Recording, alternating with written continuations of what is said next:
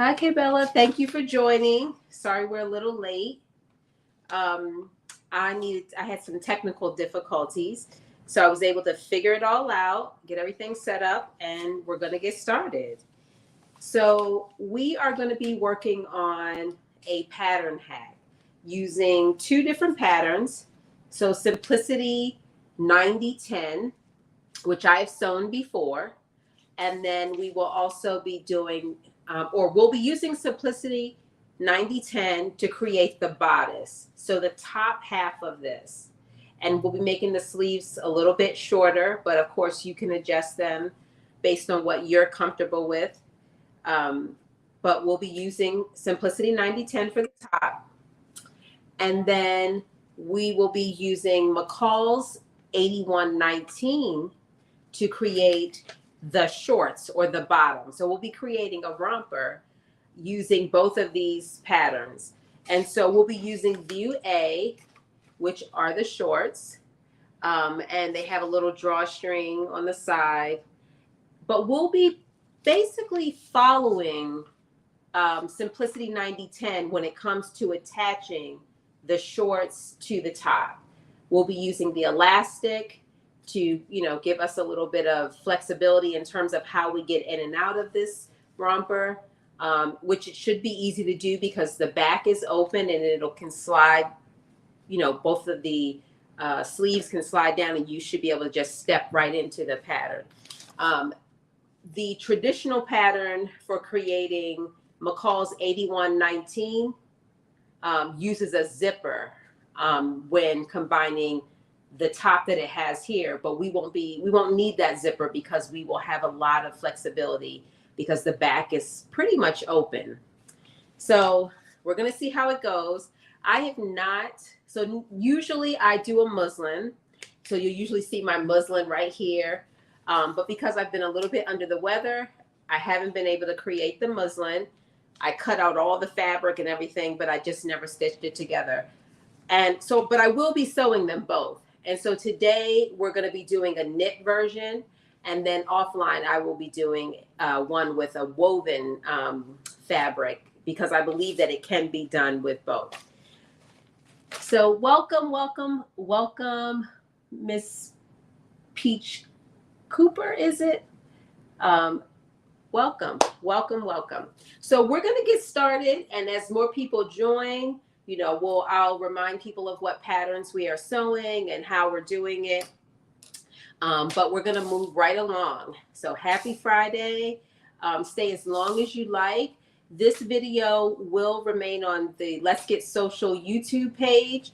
What I like about YouTube is that you can control the speed. It's much easier to fast forward back and forth to the sections that you need. So even if you're not sewing along today, and you're sewing along tomorrow, then you can always go back to YouTube and watch it later.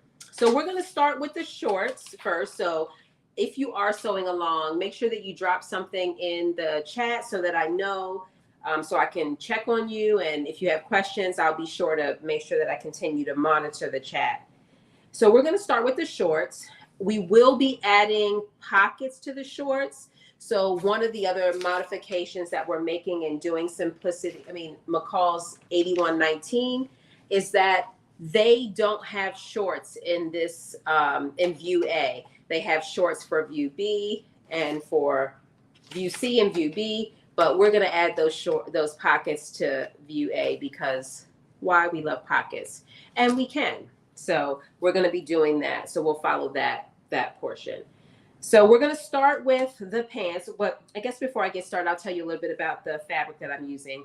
As I stated initially, I am going to be making this same pattern, both in a woven and a knit. We'll be doing the knit today. So I used this fabric to make the skirt that I made last Friday, and I had some left over. And so I thought this is what I was going to use to create my muslin I already had cut out. So we're going to actually use the same knit fabric to create the pattern today. So I really like the color. I like the blues. So we'll be going with this fabric. And so again, we're going to start with the shorts. And so if you have your directions out, we're actually going to start at step number 4. The shorts are basically following the same instructions as the pants as we're constructing them or putting them together. So we are going to be creating some pleats in the front of piece number 3. So I've already transferred my markings, and we're going to start by creating the pleat. And one of the things it tells you to do is there are a couple of different dots that you're transferring over. There's a small dot and there's a large dot. And you can see that I actually put an arrow kind of telling me how to move, which direction I want to put this pleat in. You're going to, on the right side, you're going to then take, so you can't see it on mine, but I'll be transferring the fabric or creating the pleat by moving the fabric from this direction to this direction. And that's the direction of my arrow, as you can see it on the other side. So on the right side of the fabric is where you want to make sure that you are moving that fabric. So you're basically going to be taking the creating a fold on the first line where the small dot is and putting it over to match the other line where the larger dot is. And then you can pin it or clip it. And I'm actually going to use clips this time. I've been using pins. Hi, Jalen.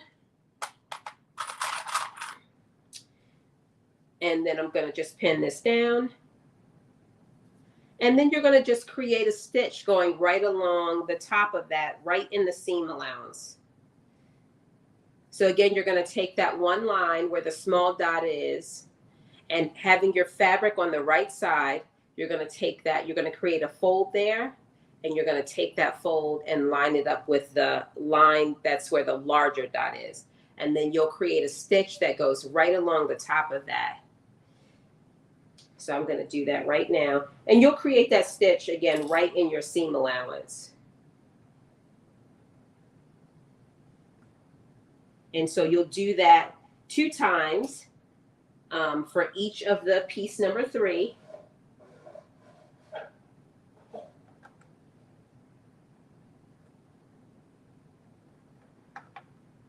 And we'll be using 5/8 seam allowance, which is also pretty important because we do need to create a casing in which our elastic is going to be fitting.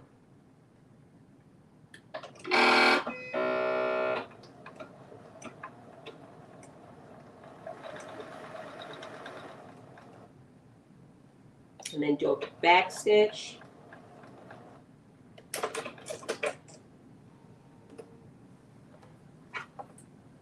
And that's it.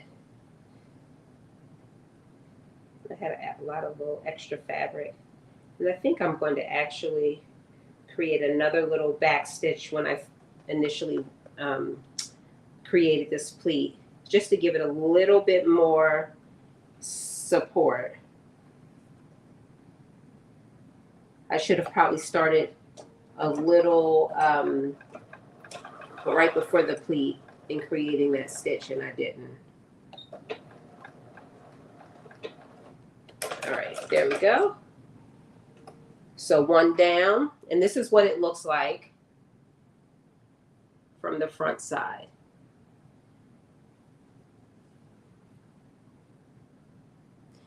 So I'll lay this down and we'll do it again.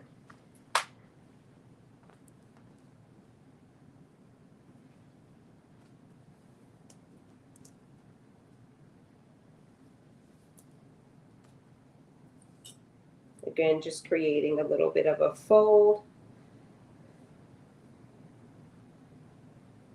where the small dot is, and then carrying that fold over to where the large dot is to create that pleat. And then again, you could pin it or clip it in my case, and you're going to create a stitch right along the top in the seam allowance.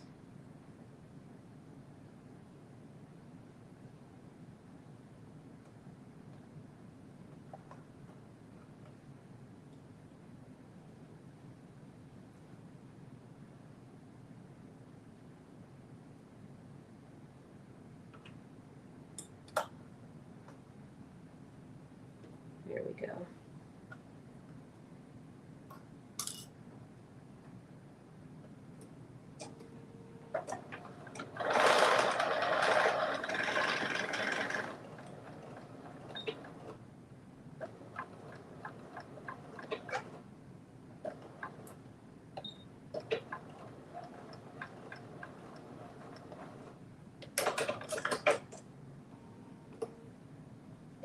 All right. And that's how that looks. Same as the other. So you create this little piece.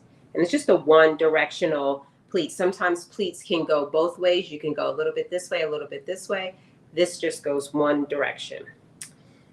All right, and now we're gonna grab piece number 4, which is the other part of the shorts. So this is the back. So the pleats were in the front, and now we're gonna actually create darts in the back. And the same as I did with the shorts, I transferred my markings. So I have created a little V, and I'm cutting a size 12. Hey, Carmen. And so I'm just creating my dart, lining up my lines. And I'm actually going to get some pins.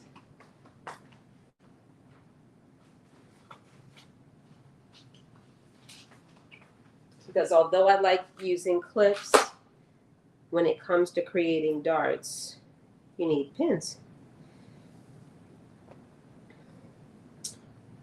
So we're going to create our darts in both piece number 4. Hi, Kia. Hi, Natasha. Thank you for joining.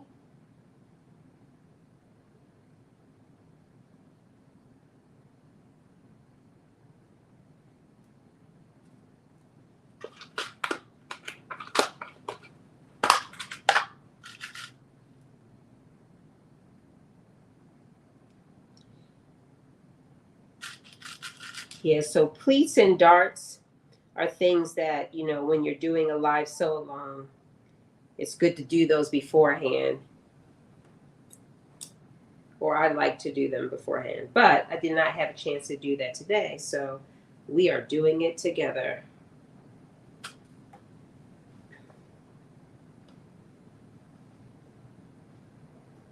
I'm excited to see how different this is going to look between the knit version and the woven version.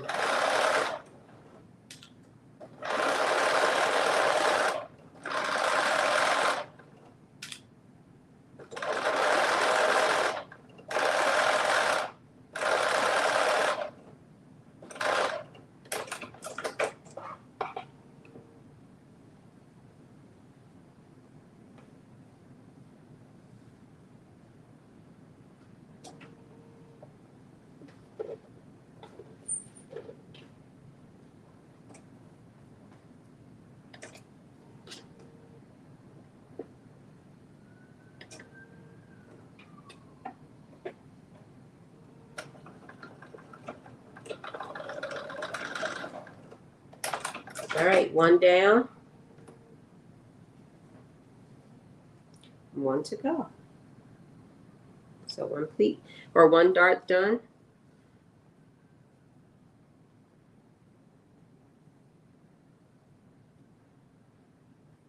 The other interesting thing I just realized about the, you know, the pleat versus the dart, when you're doing the folding, you know, with the pleat, you're doing that on the right side of the fabric.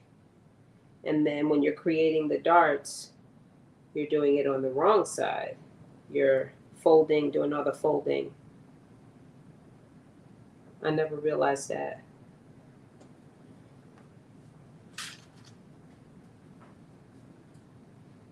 Hi, Miss Tata. Thank you for sharing. I appreciate you for doing that. And welcome, everyone. Happy Friday. It's beautiful outside. I went outside earlier today, get a little walk in. And let me tell you, I was out there for an hour and it put me down. That heat just put me down. So all the things I expected to do, I did not do because I had to recover from that heat.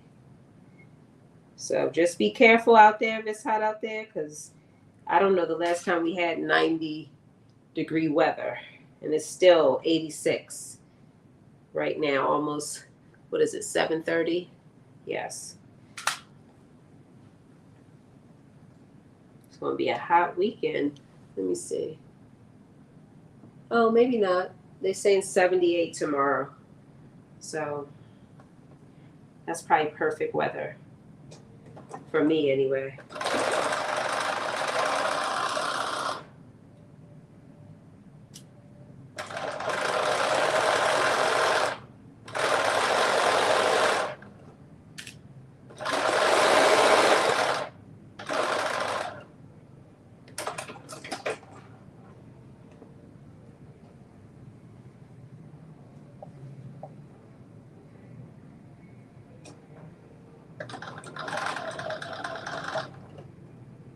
All right. So now we have put our darts in piece number 4, which is the back, and we put our pleats in piece number 3, which was the front. And now we are going to stitch the front to the back at the inner leg.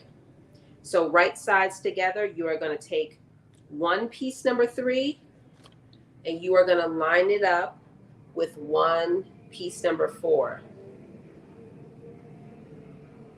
Again, you're going to do right sides together, and you should have notches on those pieces, the little short piece, the crotch pieces, or inner leg, I should say, that you can line up.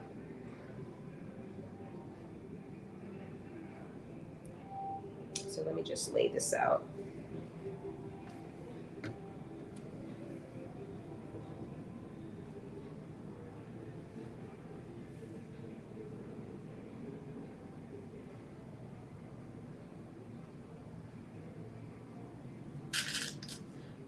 You're going to use my clips.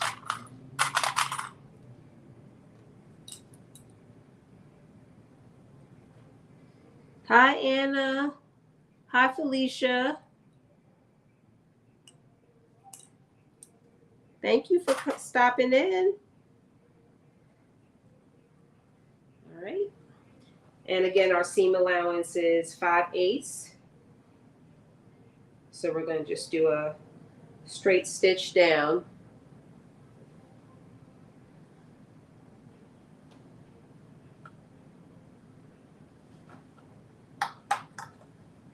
One of my challenges is always making sure, especially in these small areas, is making sure that I don't start too close to the edge so my fabric doesn't get pulled down under the plate.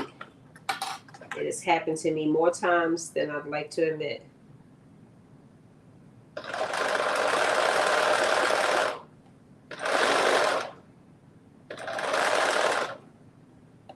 Little back stitch.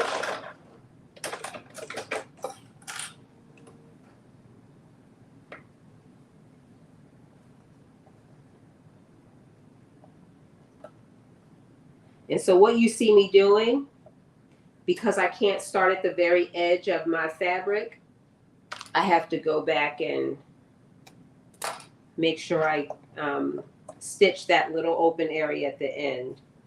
Or at least I like to do it to make sure it's stitched completely from end to end.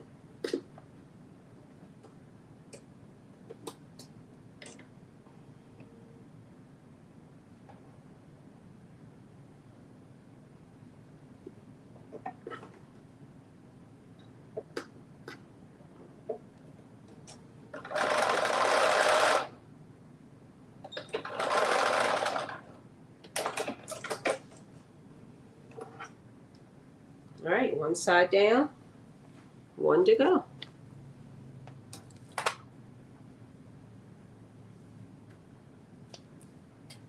So doing the same step, right sides together.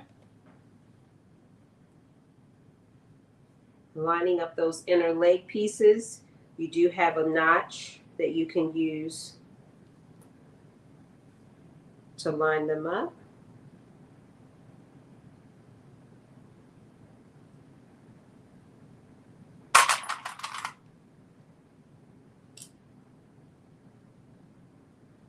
And then we're just gonna do a straight stitch down, 5/8 of an inch.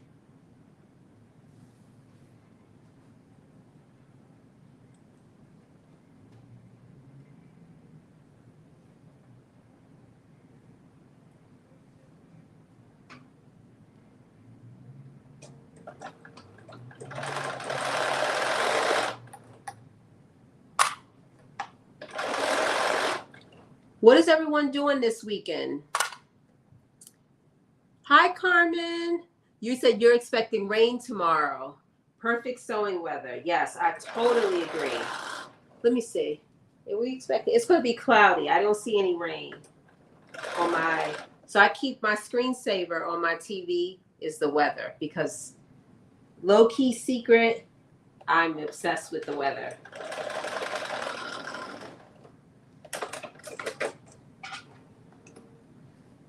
If it does rain, it might be a little bit of a blessing because, like you, Carmen, I will be able to sew.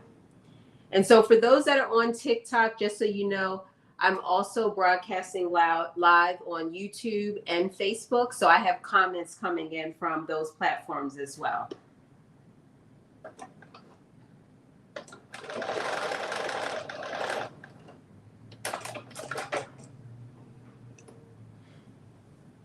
I don't think anyone loves rain as much as a sewist because then it's like guilty-free time to sew.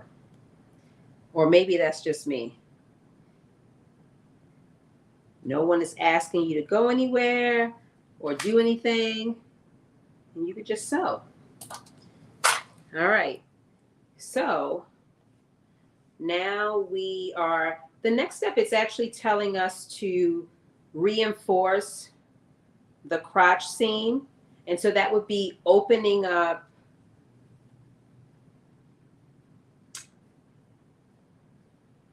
your full piece. And actually it should be right sides together because you're going to be attaching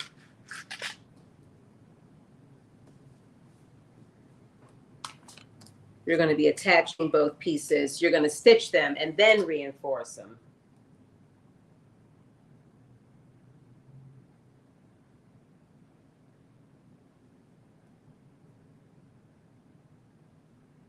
And I probably need to pull my iron out as well, because this would be a great time to iron or press all of your seams. So I'm going to be doing that too.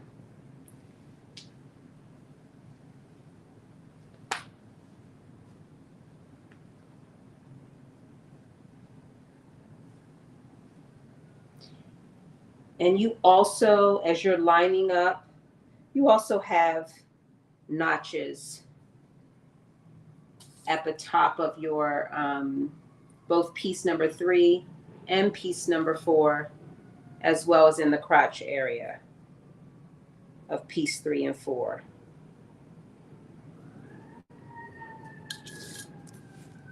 Let me see.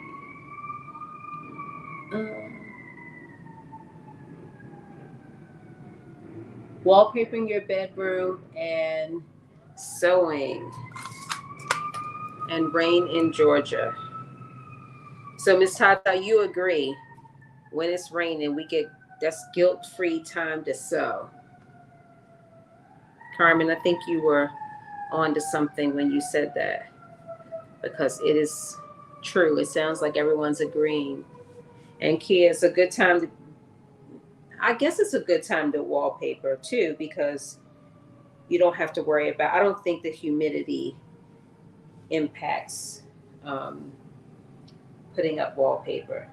I put up wallpaper in my younger days before I knew anything about it, so I didn't pay attention to the weather. And it turned out all right for me. So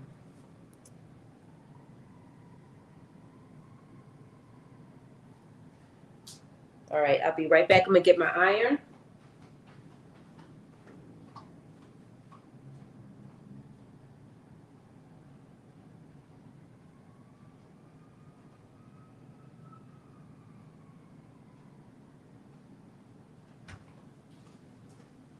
We're gonna press these seams, and then we are going to pin and stitch.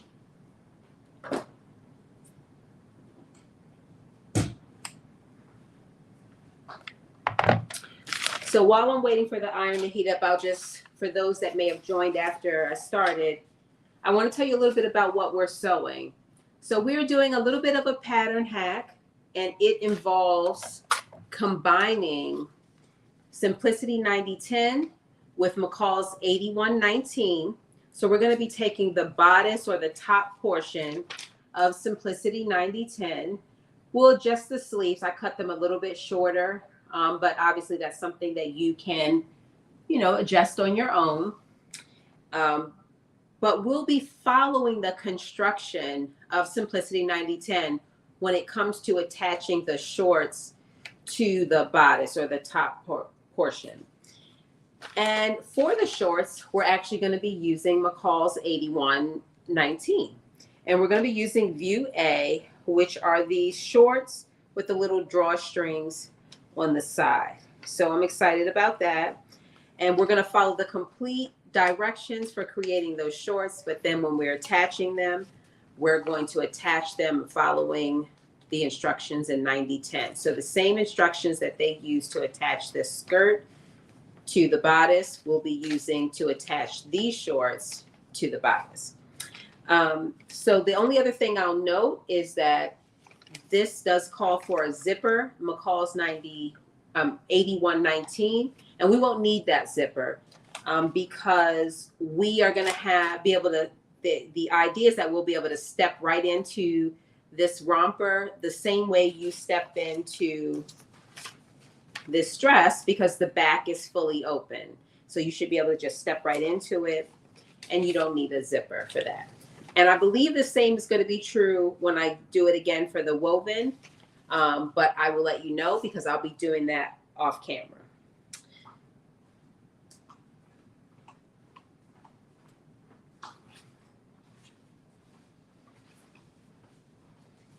All right. So the other thing I need is a mat because as some of you have seen me use this iron before, you know that it has a lot of condensation and this whole area will be drenched. So I'm just pressing out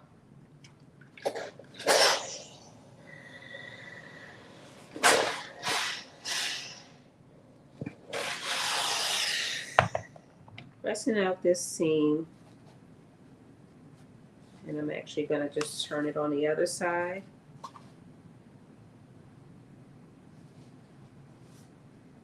Making sure that the first side is laid flat.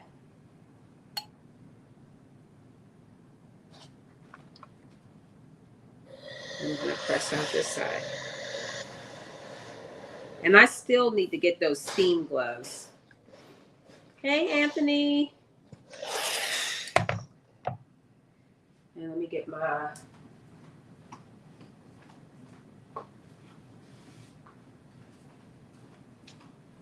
clapper. It actually really helps.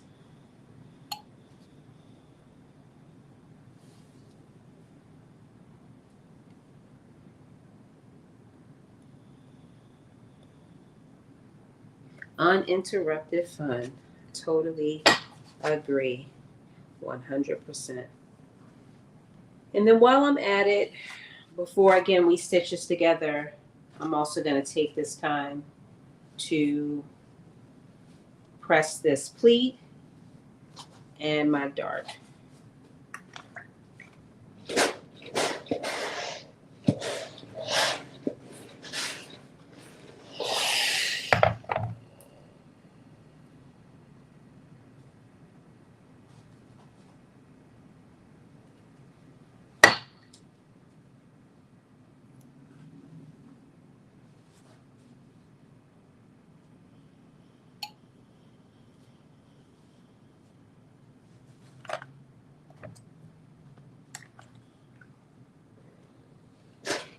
Ooh.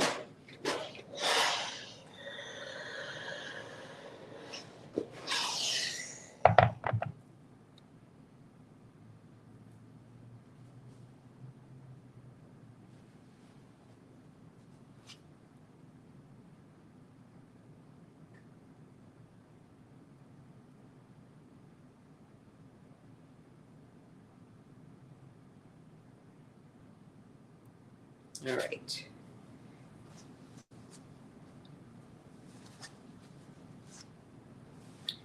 And now let me just press this.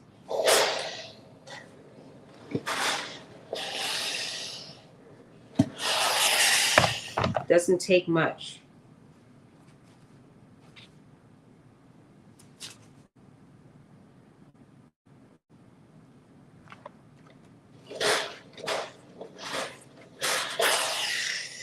Okay. Now I'm going to line up each of these pieces.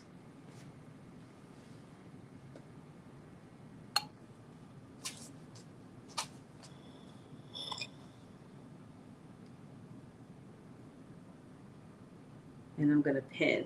So another thing I'll make you aware of is that when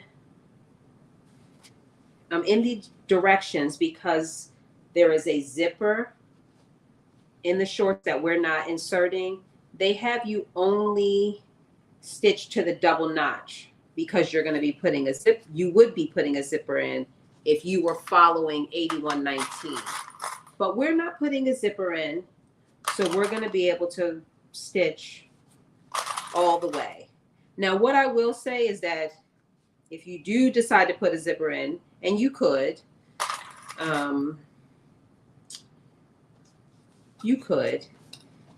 you want to make sure that you don't stitch all the way around.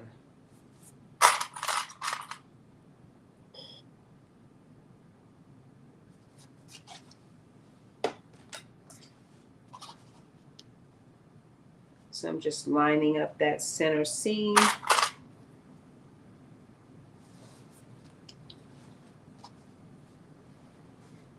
Hi, Miss Nikki.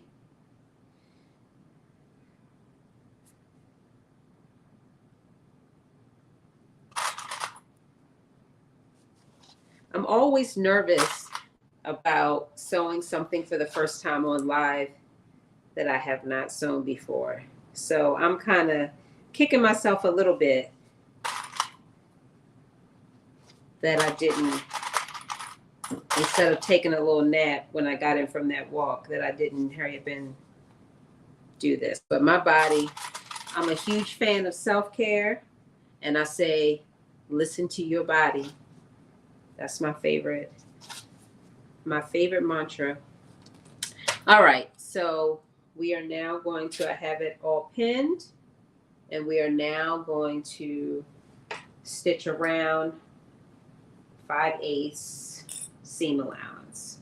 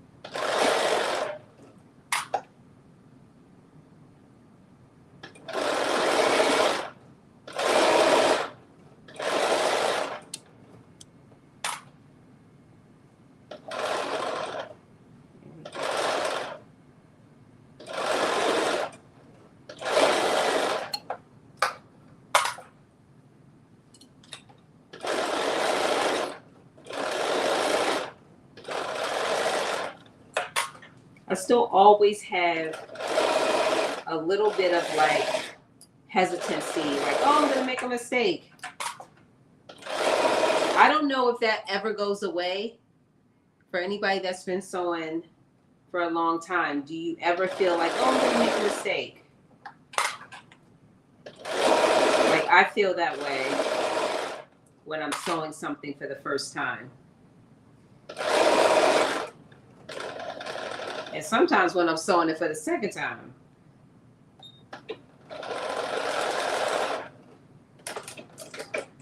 Okay. And now it is telling us to create a second stitch again, 1/4 away, just in the crotch area. So it looks like they want us to do it. We have notches. We have 2 notches and we have 1 notch. So right in between the second and the first notch, we're going to create in that seam allowance again we're going to create another row of stitching.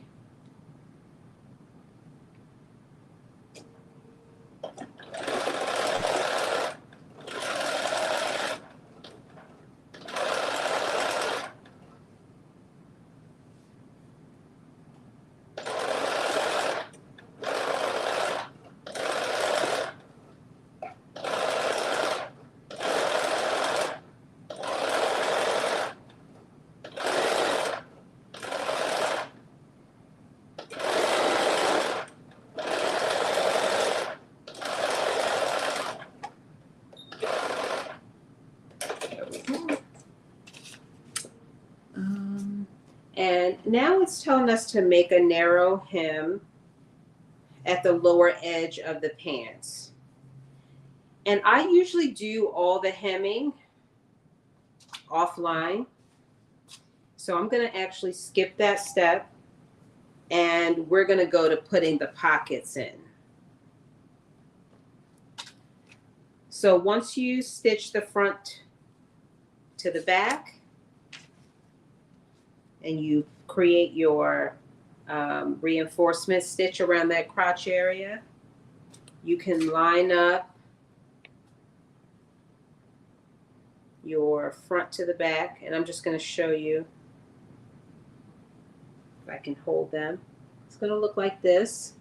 So this is the back, and this is the front.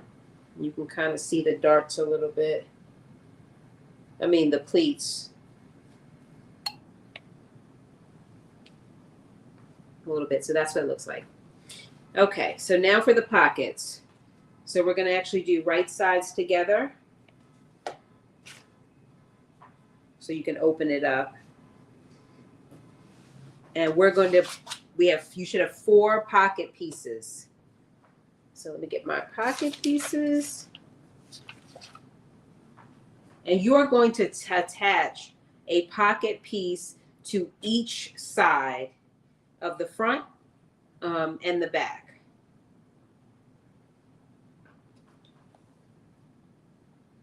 So, and I'll show you in a minute how it will look. So you want to make sure that, again, right sides together, that you are putting the right side of your pocket to the right side of each one of the shorts pieces.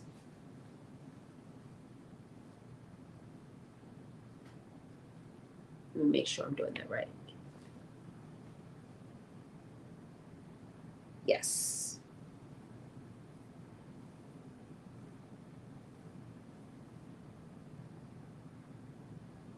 Yes. Okay.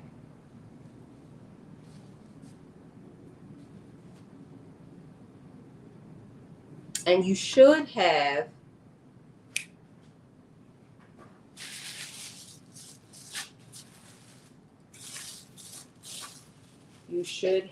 a notch.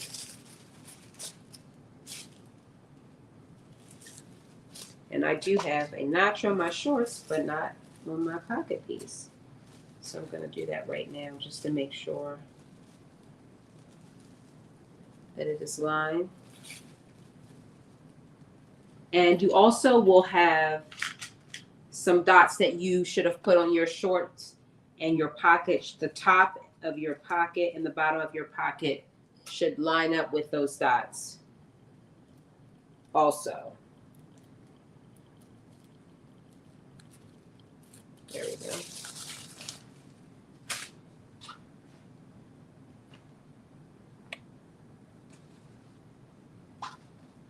So why don't I see? Oh, you know what? It's on that side, but it's not on this side.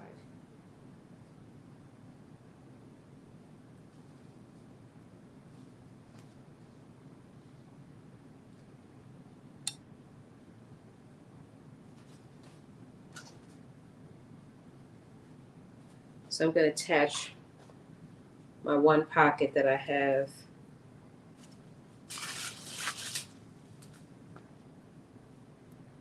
All of the notches transferred, and then I'll line it up.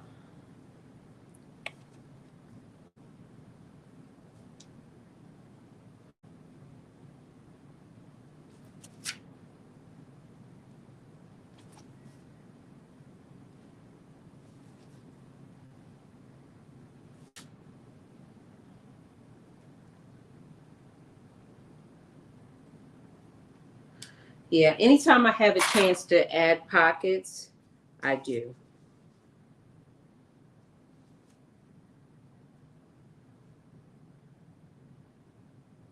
And so what it looks like is that the top of the pocket does actually line up with the top of the shorts. And it's a pretty big pocket, so.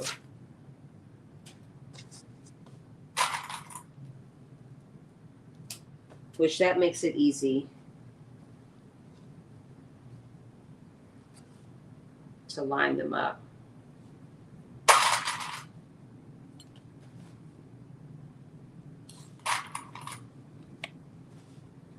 Hello everyone. Hi Saps or Sabrina. I should be calling you Sabrina by now. Let me know if you're making this. I definitely think you could totally do it if it's your style and you like it. All right. And now I'm going to switch this over.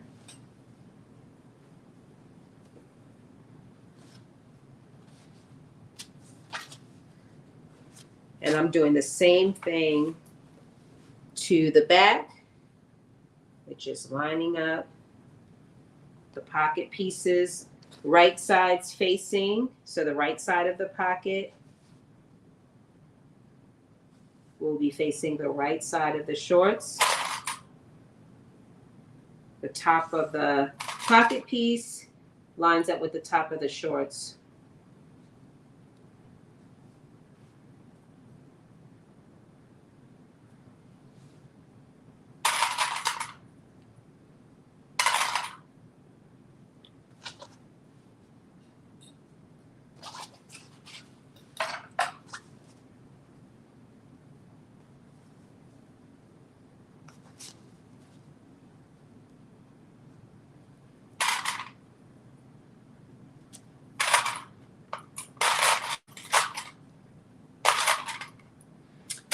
Let me see. Hi, Lawanda. Welcome.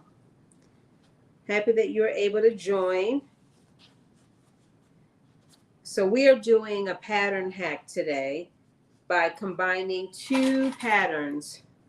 We're doing McCall's 8119, these shorts right here. And then we're doing Simplicity 9010, this top. And we're going to combine the two to make a romper.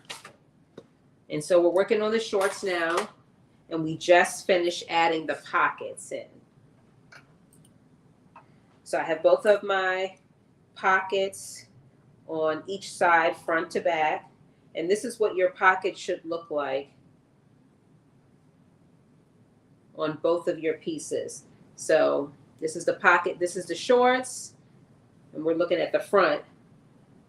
Here's the pocket piece, right sides together. So the right side of the short of the pocket pattern piece to the right side of the shorts. And you're going to just stitch along this outer pocket piece to the shorts, attaching the pocket to the shorts. And you're going to do that 4 times, 1 for each part of the pants. All right, so I'm going to start stitching.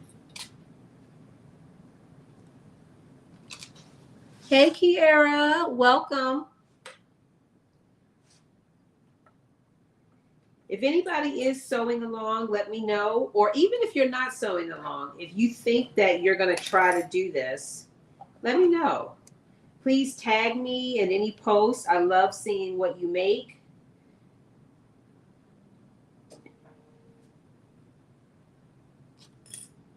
And you have the ability to go back to this video on the Let's Get Sewcial YouTube page. So if you do decide to sew it later, you can use this as a reference. And the great thing about YouTube is that you can speed it up, and they transcribe all of everything that I'm saying, so you can go to the parts that you need, which I really like.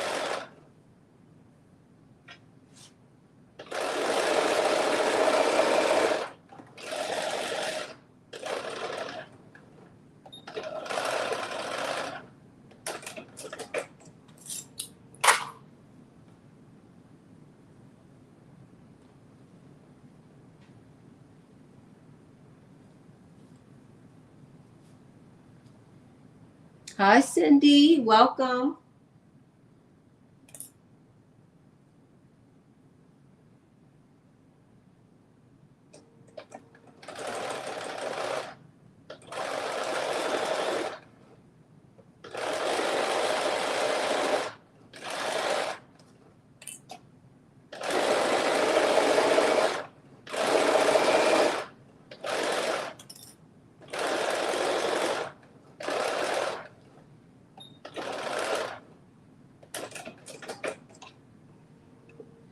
All right, 2 pockets done, or attached, I should say.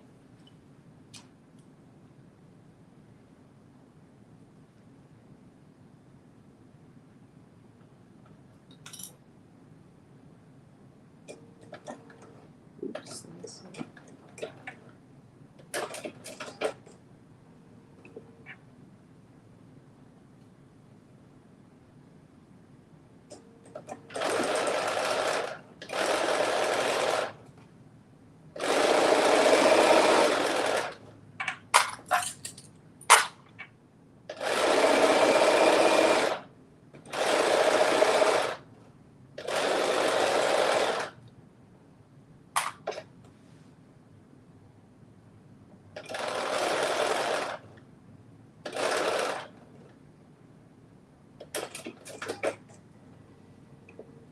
And I have one more. There we go.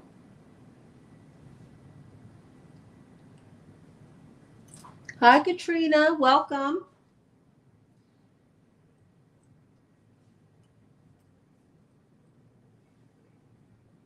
We are just working on the short part of this romper, and we're attaching the pockets.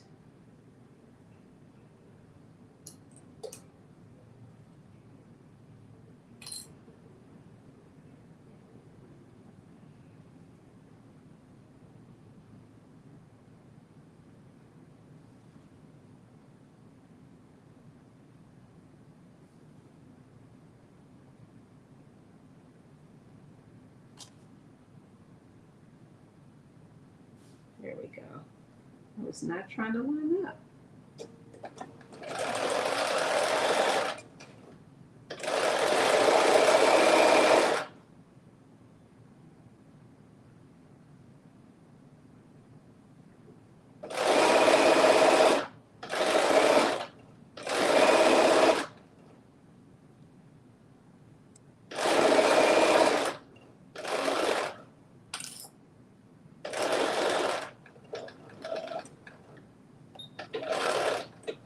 All right, all 4 pocket pieces are attached.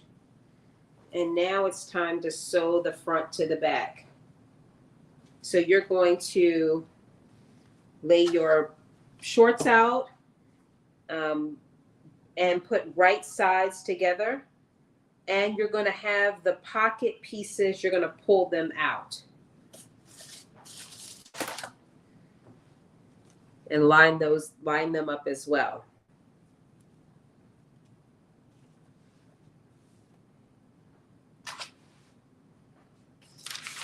And I'm going to pin it and I'll show you, or do my best attempt of showing you. So just think about right sides together of the shorts and right sides together of the pockets, and the pockets are extended outward. And I'll just show you by kind of showing you this pattern piece or the instructions. See how the pockets are laid out. So you're going to just right sides together, stitch along outside of the pockets and down to the end of the shorts. And you're going to do that on both sides.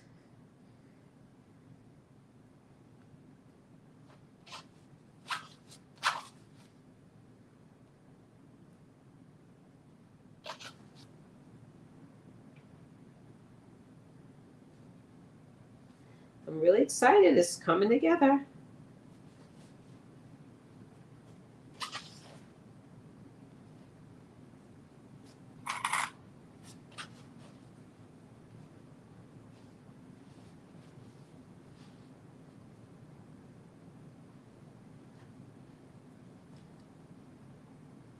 Portia, welcome.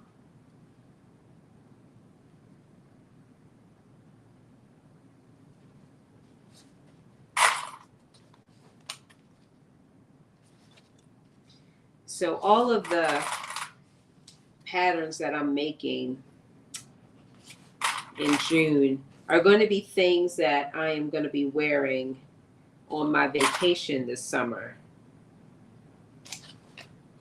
So that was my motivation for picking some of the patterns.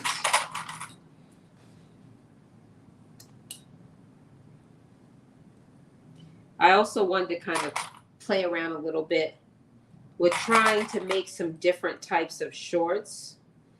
And so these shorts, if I like the way they fit and they feel, I might just make them separately as a pair of shorts.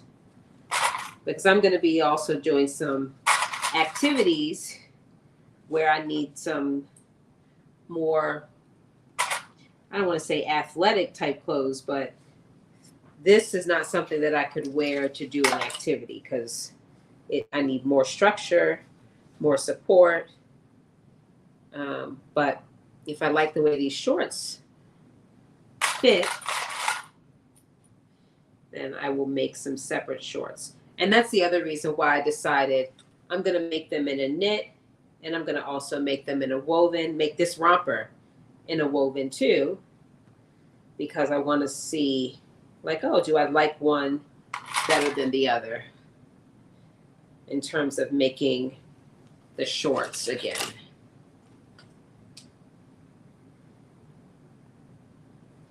But this is definitely something that I feel like, oh, I could throw on over a bathing suit.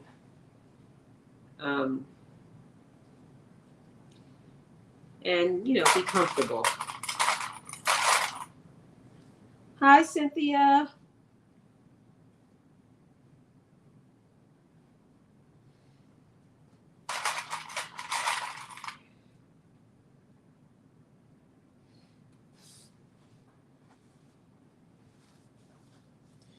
I'm already thinking about, because I'm a planner, if you didn't know, I'm already thinking about what am I going to be sewing, you know, in August. And I'm thinking about work clothes, like really leveling up my work wardrobe. So I'm excited. I've started kind of pulling some patterns to the side that I want to start working on. The challenge will be, I'm nervous that most of the things are not quick sews. They are things that, there's a couple of dresses that I think could be done in one session, but some of the others, the pants and the blazers, I think might be 2 sessions, 2 classes, or 2 lives, a part 1 and a part 2. Okay, so I have pinned the entire outside of both sides, and I am going to start going basically around the pocket and down the bottom of the shorts.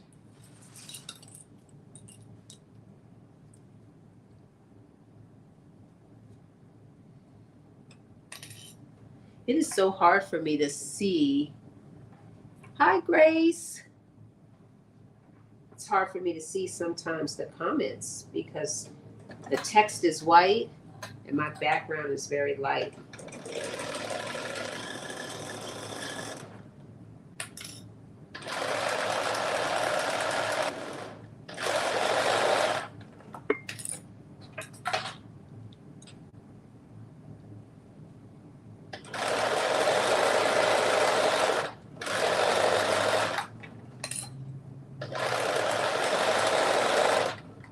So far, I'm feeling really good about our progress.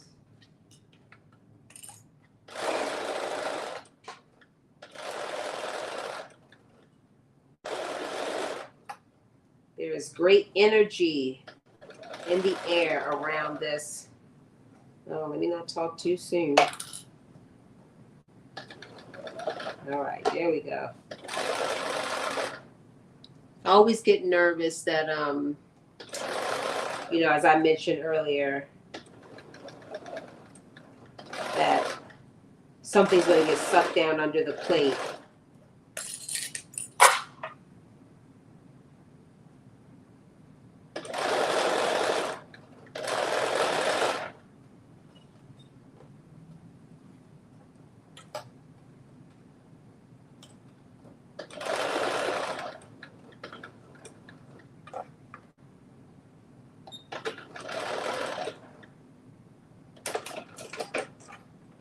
All right, just stitched around the pocket, and I'm actually going to create a separate stitch from the bottom up to the pocket, bottom of the shorts.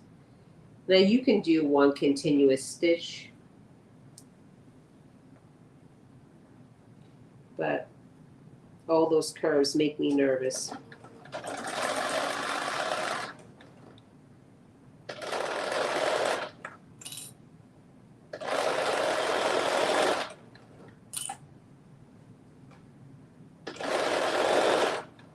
So the other thing that you want to make sure that you do, whether you do it while you're creating your, attaching your pocket to the shorts or after, there are some dots that you have that you transferred over. You want to make sure that you create a stitch that goes up along up to that dot. And that just creates a cupping for the pocket. So you're going to do it at the bottom, and you're also going to do it at the top, and I'll show you.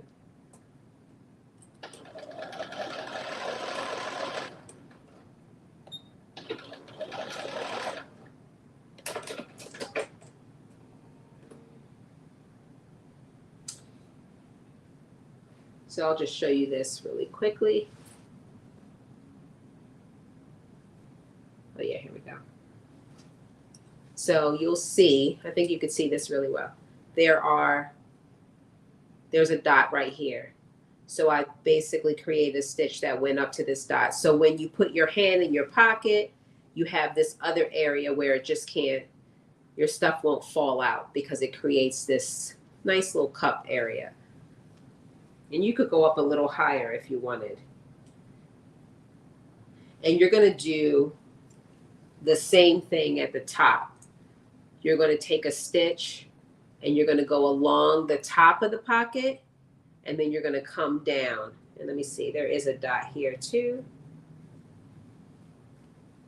Yes, here it is right here. So it's a dot right there. So you're going to come down. It's probably like 2 inches from the top of the pants or the top of the shorts. So I'm going to do that piece now too.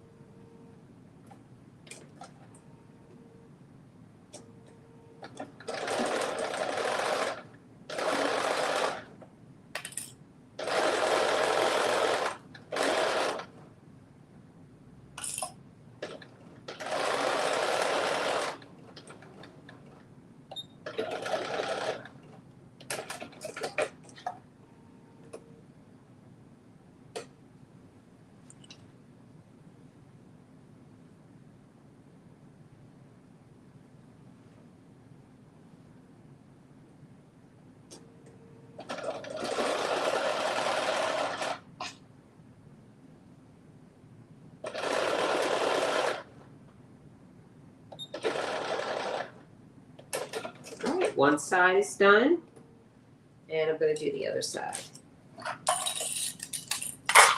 And I think we will be done with the shorts. Excuse me. Yes.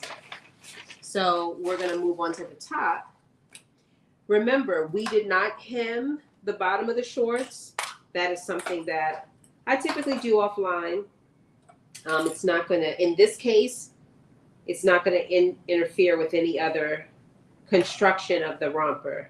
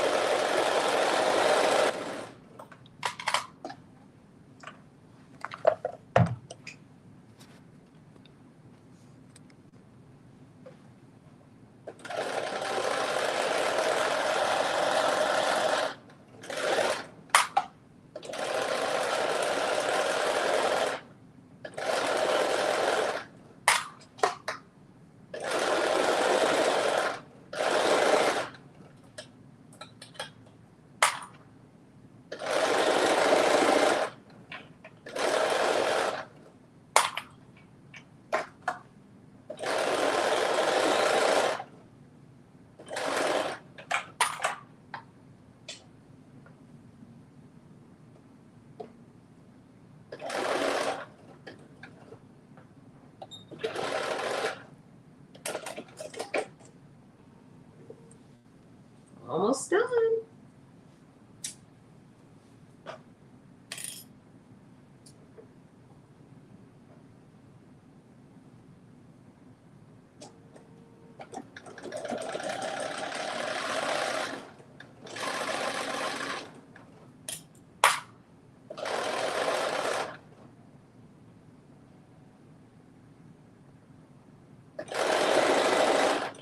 And I'm stitching, same as I did on the other side, straight up to the dot.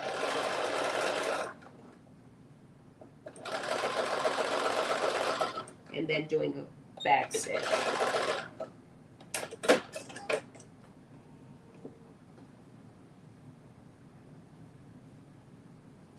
And last part is to stitch the top of the pocket and then stitch down the same as what we did to kind of create that cupping at the top of the pocket.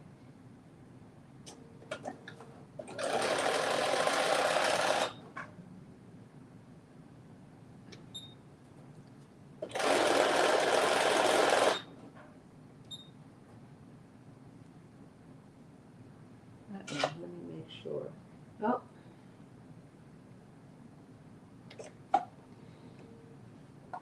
Looks like I need to rethread my bobbin. There we go. So one of the things that I did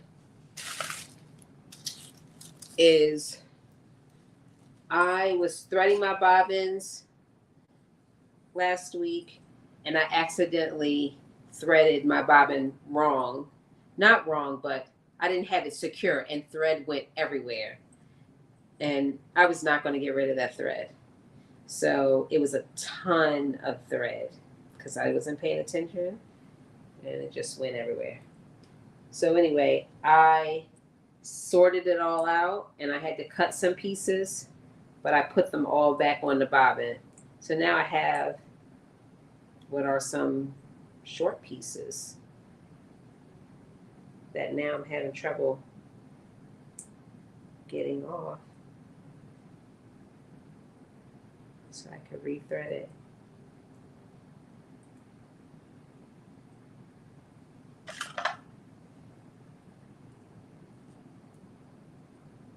There we go.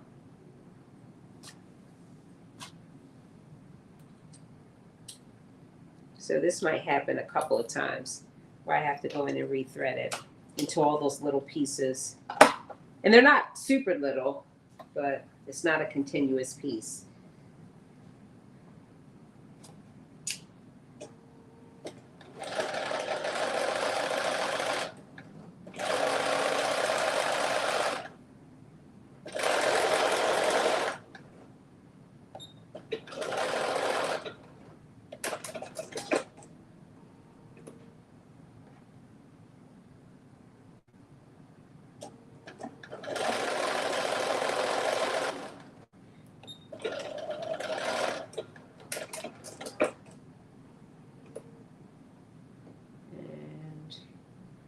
Here's the last part.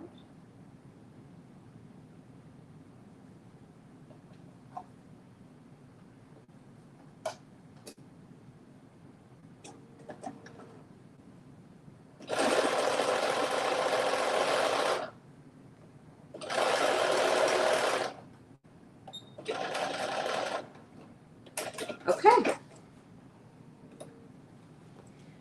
So this would probably be a good time to try on your shorts, although you won't have a good feel for how they're going to fit in the waist because you're going to have elastic.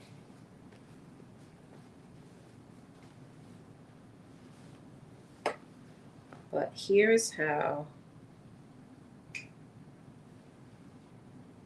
they should look. Here are the shorts.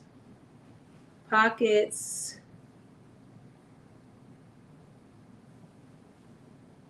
On the inside. Kind of see. So there we go. Those are the shorts. All right, so we're going to put the shorts to the side. And we are going to move on to Simplicity 9010. Hi, Lynn. Welcome.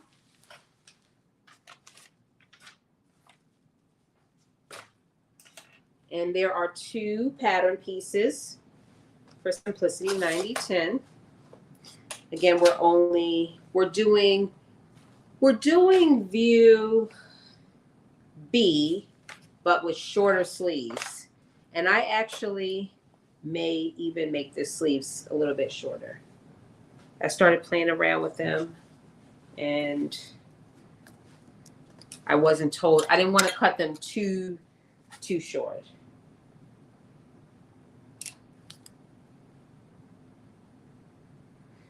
So although we didn't do any hemming, let me just mark this, with the shorts, there is some hemming that does have to be done with this top because it does impact the construction of the pieces. So I'm just getting out my pattern pieces so I can tell you.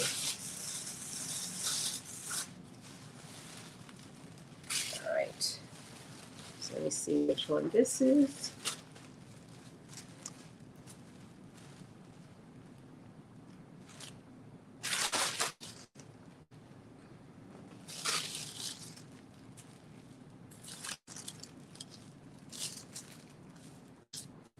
All right, so this is piece number 7.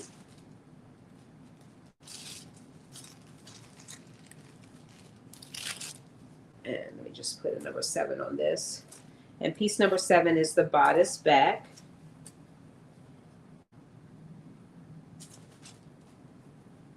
So I'll put 1 7 over here.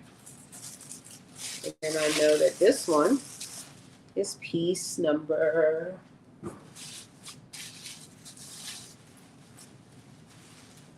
1, bodice front, which is actually only 1 piece because we cut it on the fold. So we have to mark it once. All right, let me pull out my instructions. So I've made this dress. I've actually used this pattern to make other rompers too.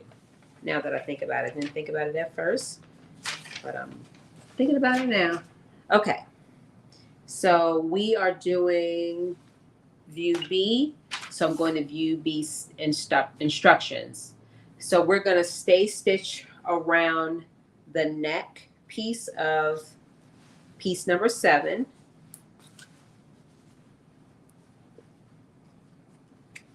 And let me see. Make sure I'm not skipping anything. Okay, I'm not. All right. So that is literally the long, straight edge. So not the bottom, but the side piece. So you're going to create a stay stitch along that.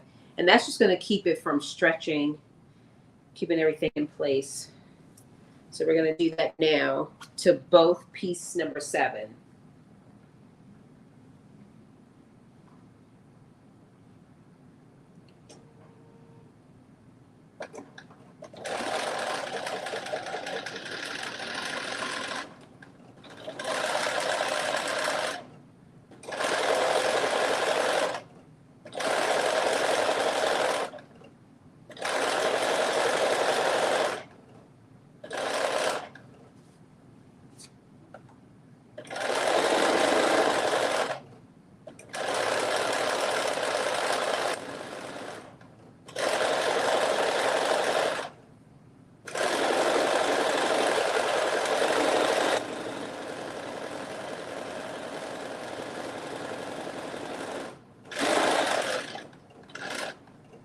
right, one down.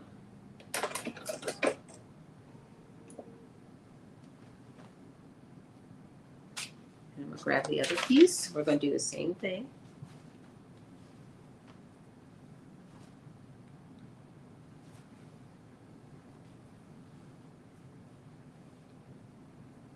I always have to open this up to make sure I'm stitching the right edge. Okay. And if there's ever any confusion about what edge you're stitching, it's the one that's opposite of where the sleeve is.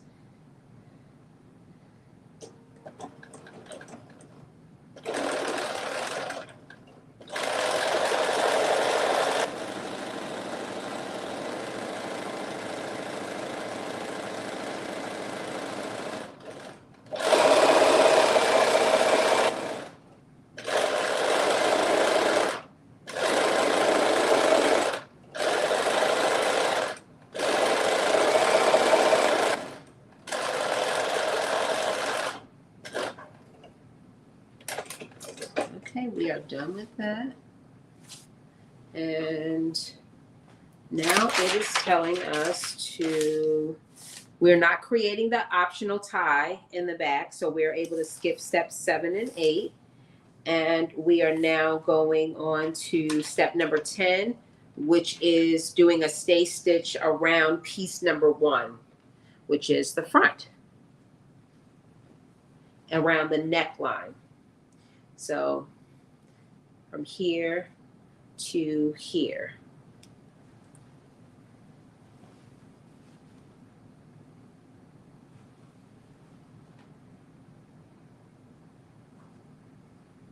I skip the ties because I like the option of draping it off of one of my shoulders.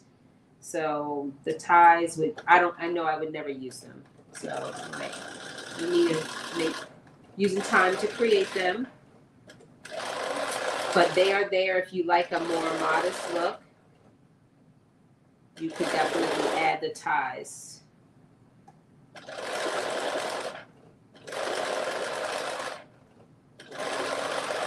Oh, you know what I just thought about? Well, we'll go back to it.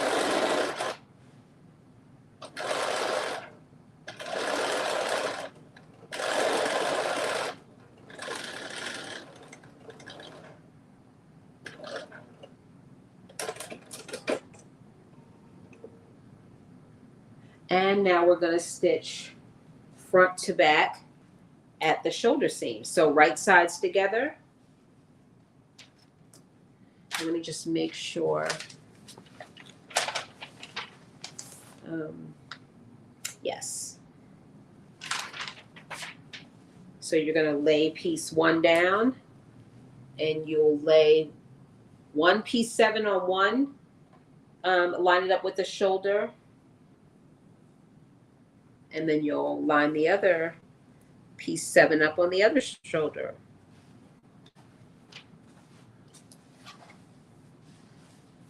Thank you, thank you, thank you for all the likes, and thank you for the gifts. I appreciate that.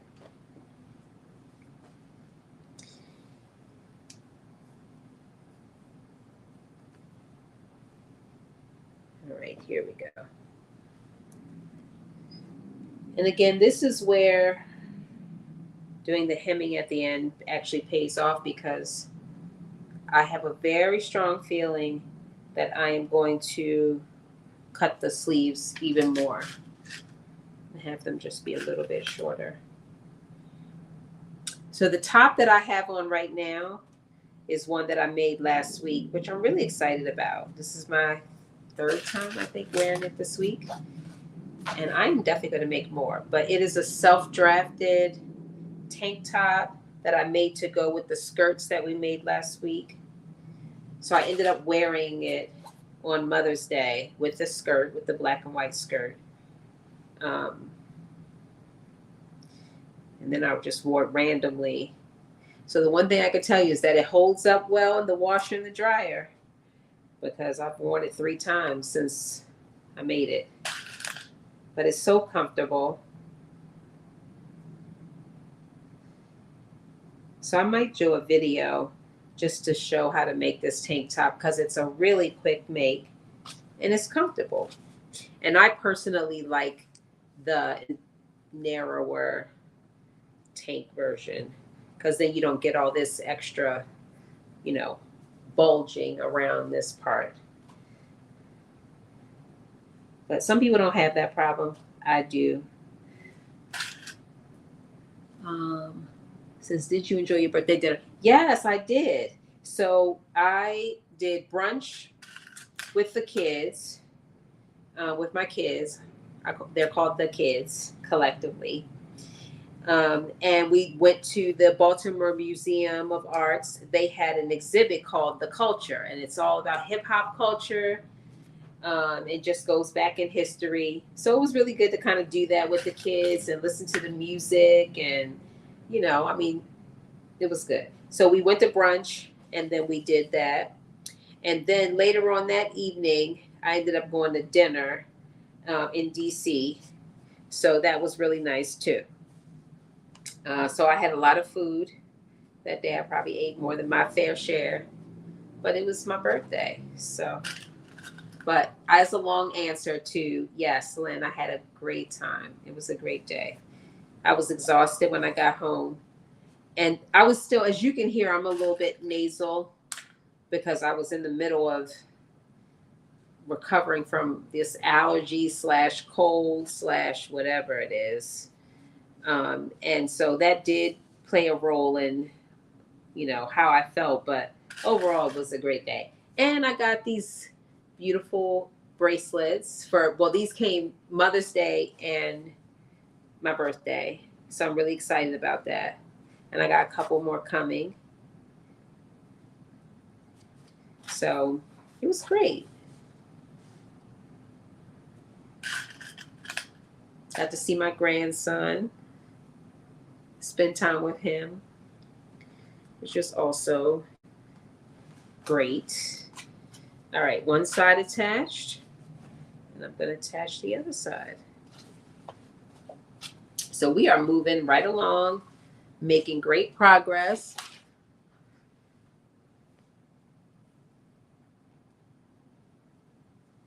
Let's see. Thank you.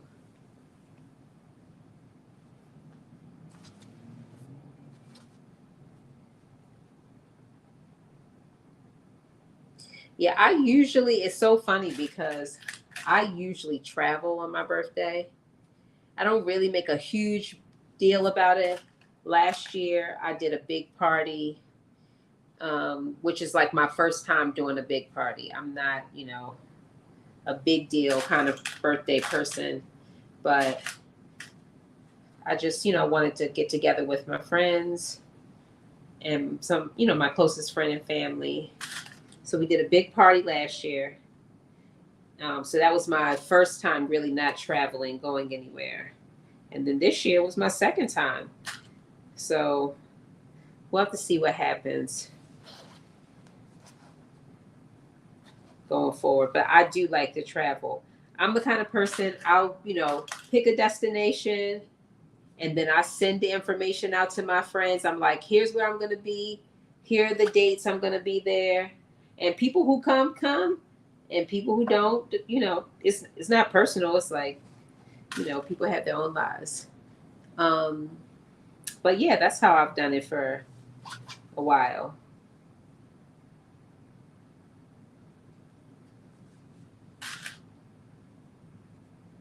I love to travel. That's like one of my favorite things.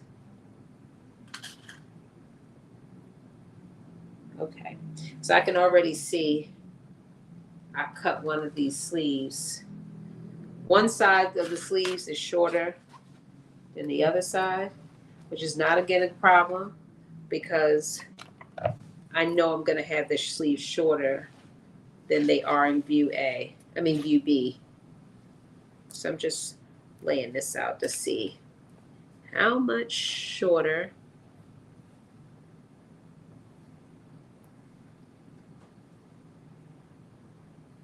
is this. Just going to line this up a little bit more.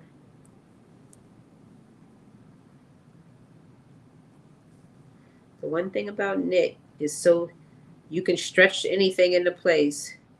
So as I'm pinning, I'm trying to make sure I'm not pulling, because especially these sleeves, because I'm going to cut them. And I want to make sure they're the same size.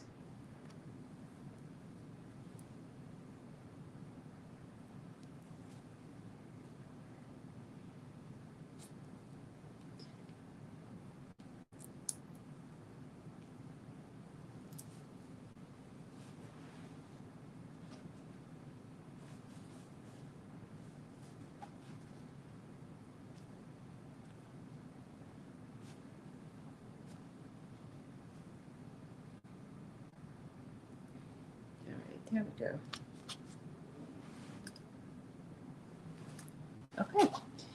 So I'm going to stitch these, attach the front to the back at the shoulders. And then we'll go from there.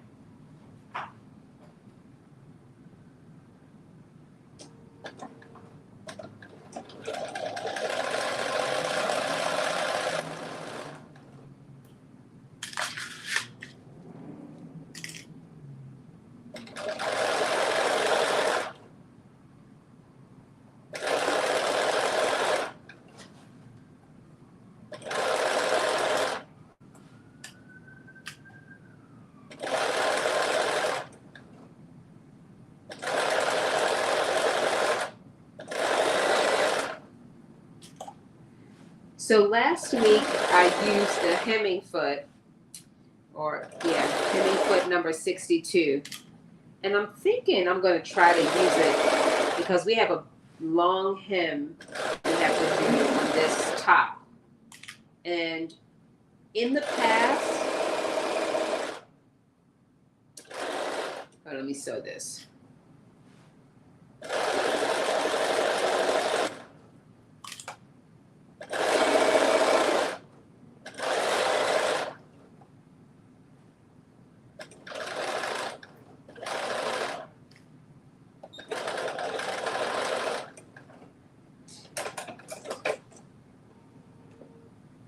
All right, one side done, and we're going to do the other side. But before I start the other side, I'll say last week I used the hemmer foot number 62 for the first time. And it creates a hem. It's the first time I used it, it did take me a little while to get used to it, but when I did on live last week, it went really quick. And we do have a nice hem to do along that whole back and along the neckline. And in the past, when I've created Simplicity 9010, I've used fusing tape to kind of fold over and create that hem. I didn't do a fold over stitch. So I'm thinking I'm going to try to use the hemming tape. I think I am going to try to use that. So we'll see. We'll see how it goes. If it feels like it's too much hassle, we might switch it up.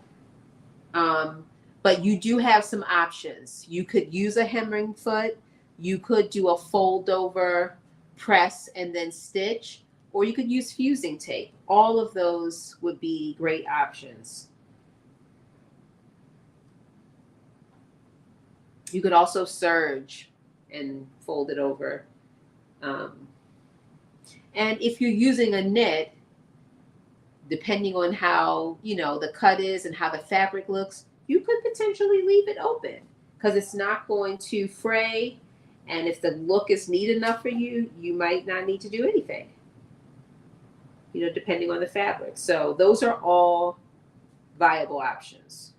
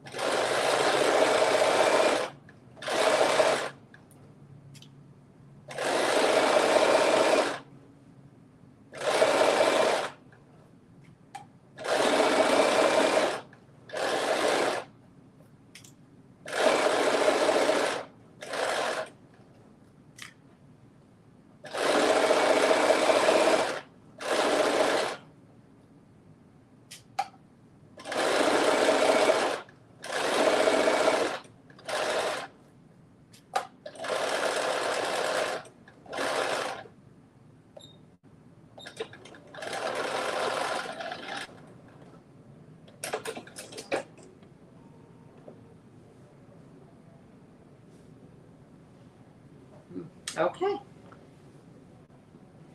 So now we are done. So in the instructions, one of the other options that they give that I didn't state about how you can um, hem or create a finished edge is to use bias tape. So you could use bias tape all along the neckline and in the back. That it's basically one continuous area from the back that opens up around the neckline and along the other back. So that is another option that you have. I've not ever used the bias tape option, not with this, making this garment. So we're not going to do that option, but I have done it before in other garments. So I am going to just press this open and press those seams as well.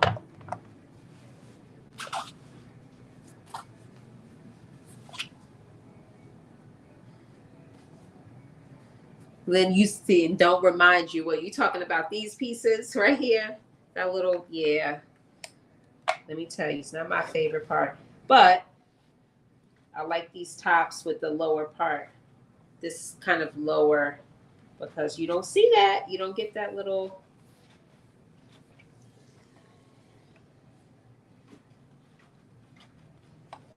Uh-oh. My iron is not hot enough.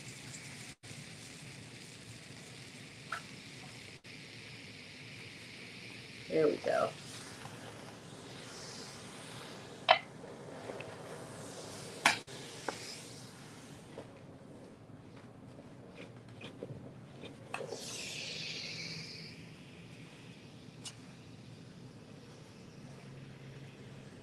So I'm just basically ironing that seam that we just put in.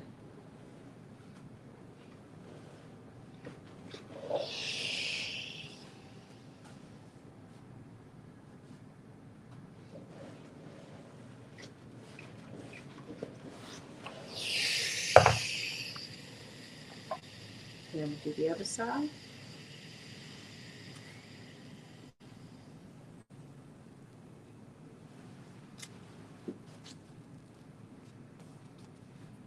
Now, I had also mentioned that, I usually do all of the finishing hemming, so edges of garments, sleeves, things like that offline, except for when the hem has to be done because it's part of construction of the garment.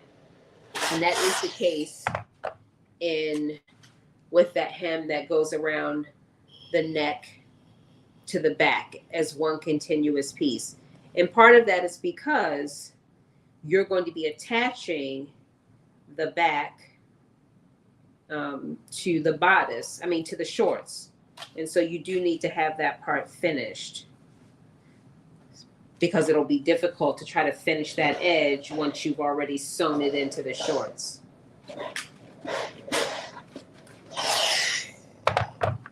All right, so that's all done. And that brings us to our next step, which is basically doing the finishing hem. So you have that option of doing the bias tape.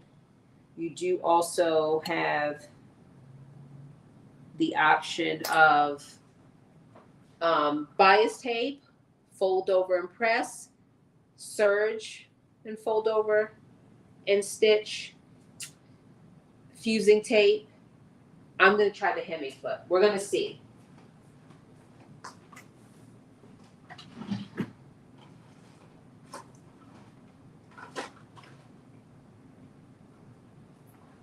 Okay. So I have two hemming feet. I have 62, which I used last week, and then I have 66, which allows you to create a wider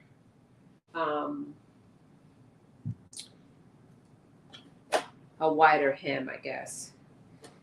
Yeah, hem.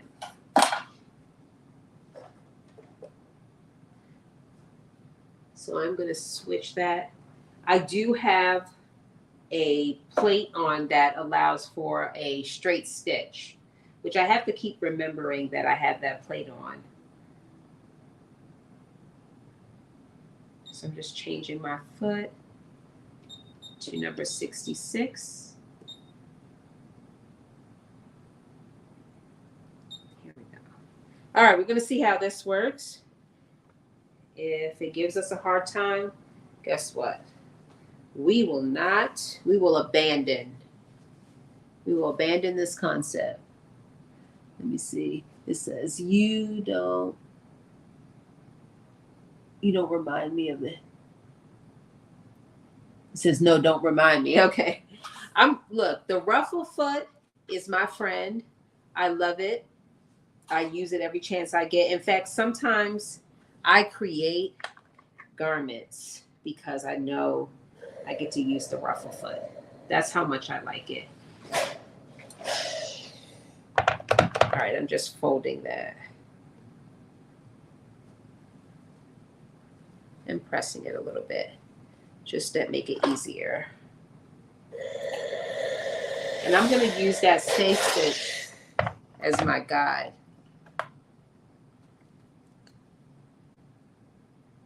All right, fingers crossed that this will go smoothly.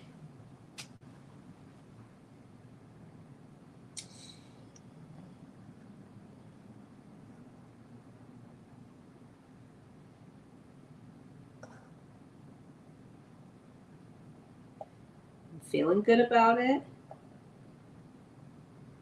so far.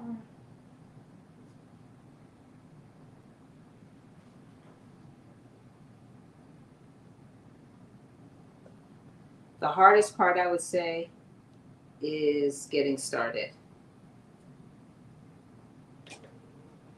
Once you get started, I don't think it's an issue.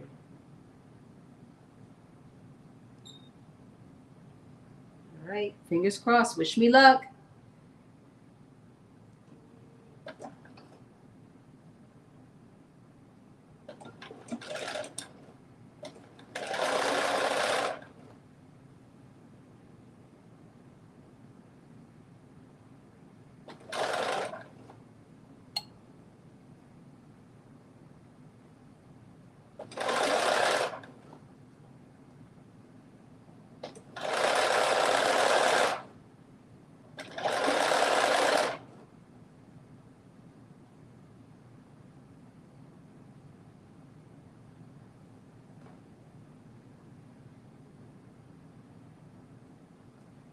All right, let's see.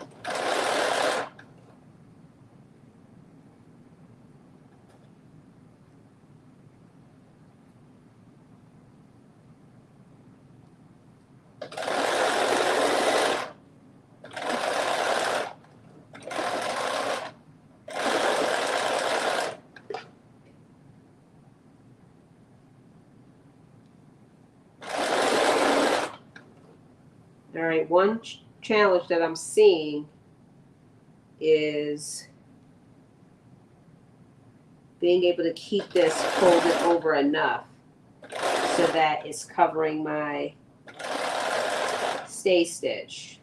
So right now it looks like I have 2 rows of stitches, which doesn't look horrible, but it's not what I wanted. So we'll see how it looks in the end. It's not bad enough that I want to stop it, but it's not giving me the intended what I wanted.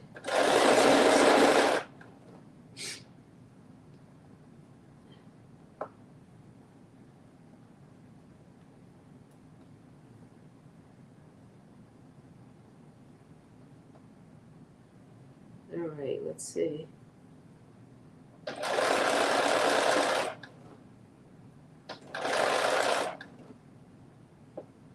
I will definitely say it was easier using the other foot.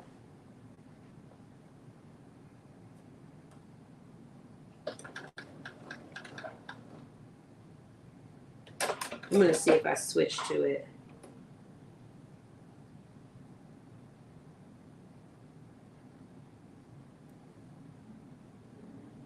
right, we're going to do something unconventional.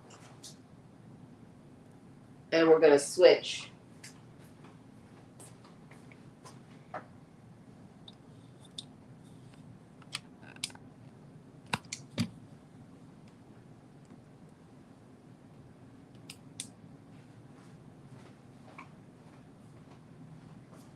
I'm going to switch to this other foot. Let's see what happens. I'm not too nervous because worst case, I could flip it over again. And it's not going to be that big of a deal. So that's why I'm not too nervous, because I'll just flip that edge right over.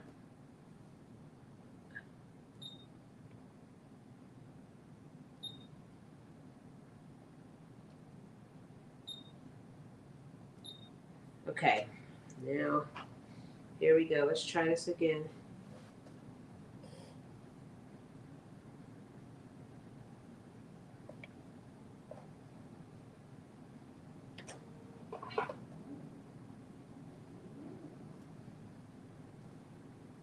So the key in doing it last week was making sure that I kept that fold over piece, kept it folded over as I was feeding it in.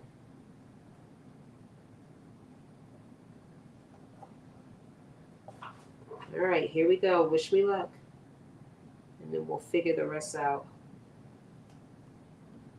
How to fix the other part if this works better.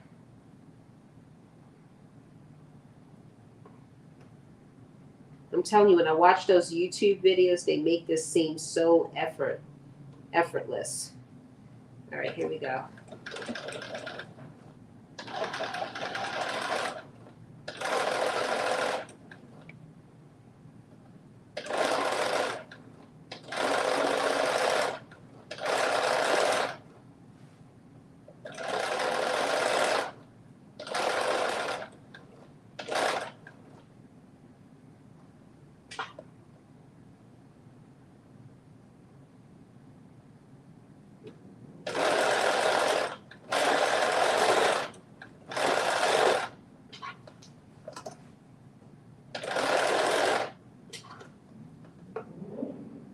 Let's see.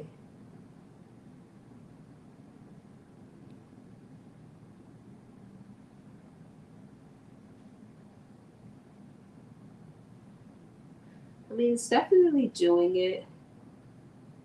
It is.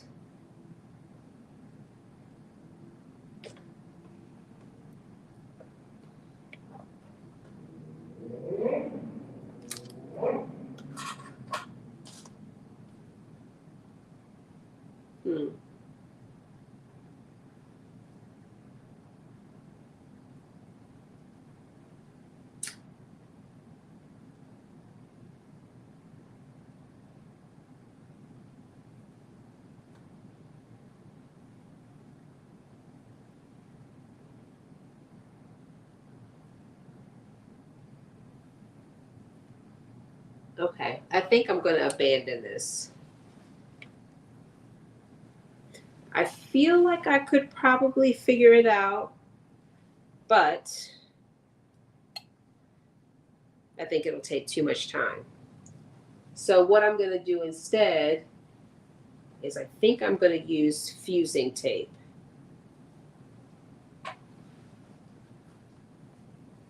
Yes, that is what I'm going to do. And it's not too difficult. And so the question now is, do I take all of this out? Or do I just cut it off? And I feel like I could cut it off. It's probably a ½ inch all the way around. So that it'll be even on both sides. All right, yep, that's what I'm gonna do. I think that'll be the easiest way forward. I started buffing before you last week. The old-fashioned way. Your live ended. I was still gathering. Yes, I remember you saying that, Lynn. Okay, so just recap what I'm doing. We tried to do the hemming foot. It wasn't quite working out. So we are cutting off that edge rather than pick out all of that. So it's about a half an inch. I'm literally cutting right along the stay stitch. So I'll make sure that it has the same, it's the same all the way around. This has a bit of an oversized look, this top portion, so I'm not too worried about cutting off. I am going to put back in the stay stitch so that I think it would have taken more time to cut out, to seam rip all of, or that small section, then it's going to take me to cut this all the way around and add a stay stitch in. So we're taking the route of least resistance and we are cutting this off. It was worth a try. And I may try again when I'm doing the woven version.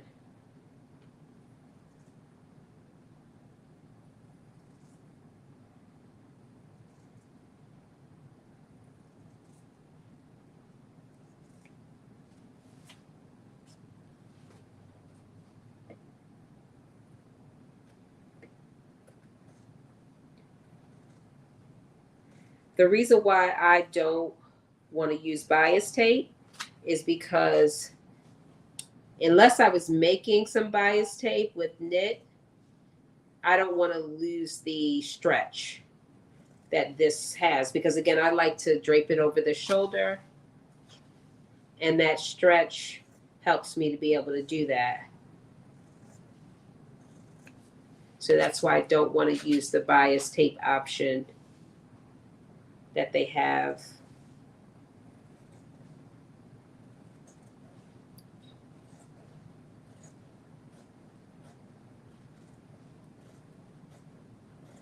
All right, so we cut that off. I'm going to add the stay stitch back in.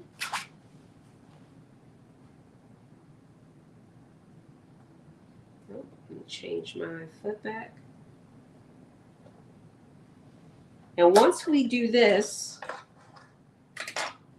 we'll be really close. We have like a couple more steps to finish this bodice before we attach it.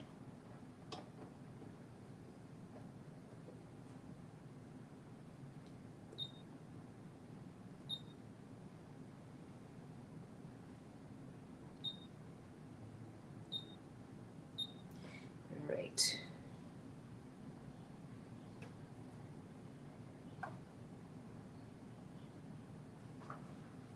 So I'm gonna, instead of creating this stay stitch at 5/8, I'm gonna do a smaller stay stitch because I've cut off and I don't want to lose too much.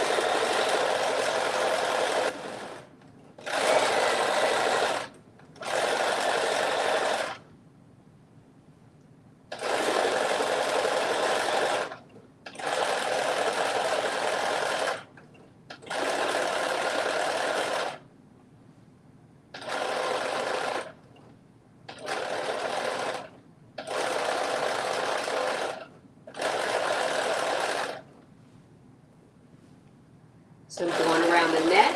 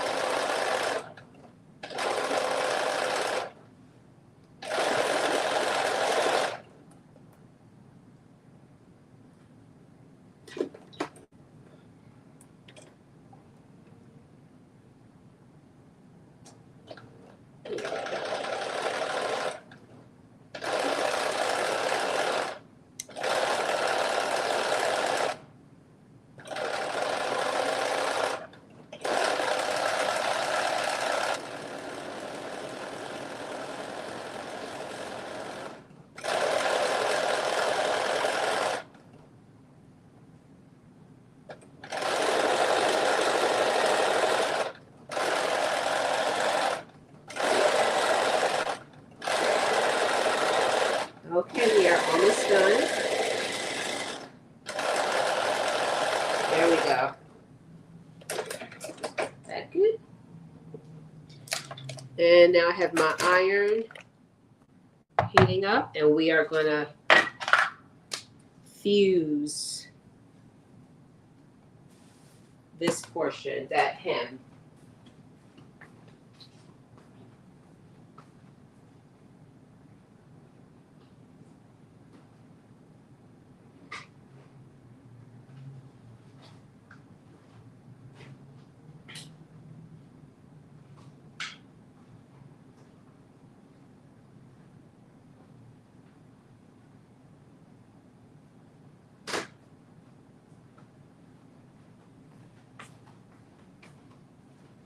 Okay, here we go. Here's my fusing tape. And let me just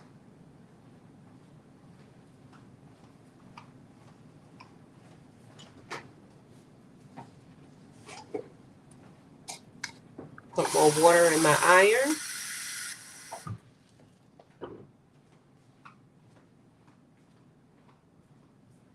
And we'll be ready to go.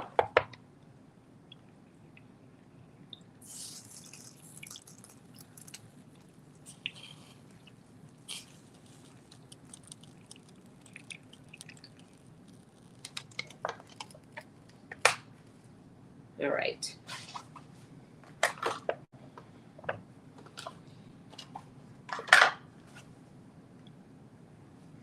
Hi, Britt. How are you? Happy Friday.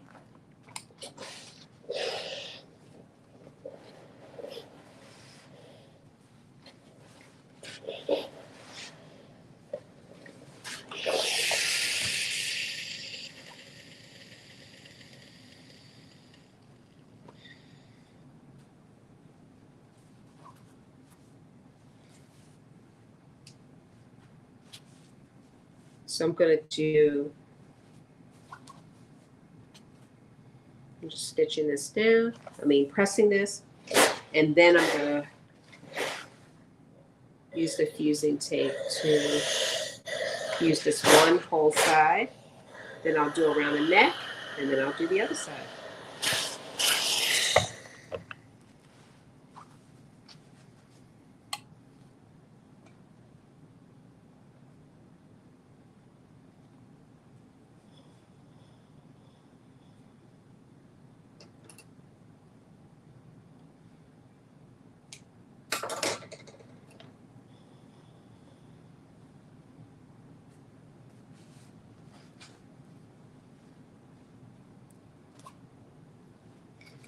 Actually, let me open this up.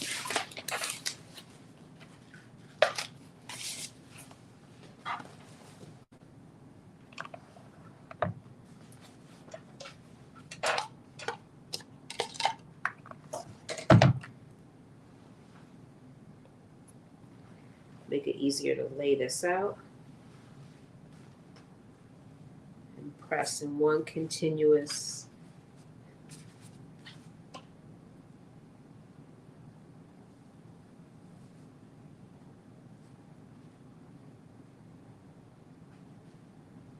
and you just want to make sure that when you are using the fusing tape that you put over enough fabric to cover the entire piece. One, it'll make it so it sticks, so it stays, so it doesn't come undone.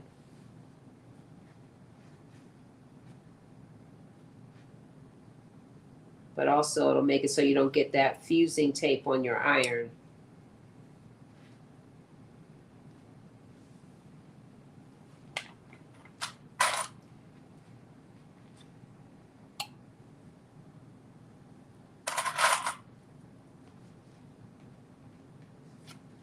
The one thing I do like about using this fusing tape option is that you don't have any stitch, exposed stitch in this around your neckline or along your back, which I actually like.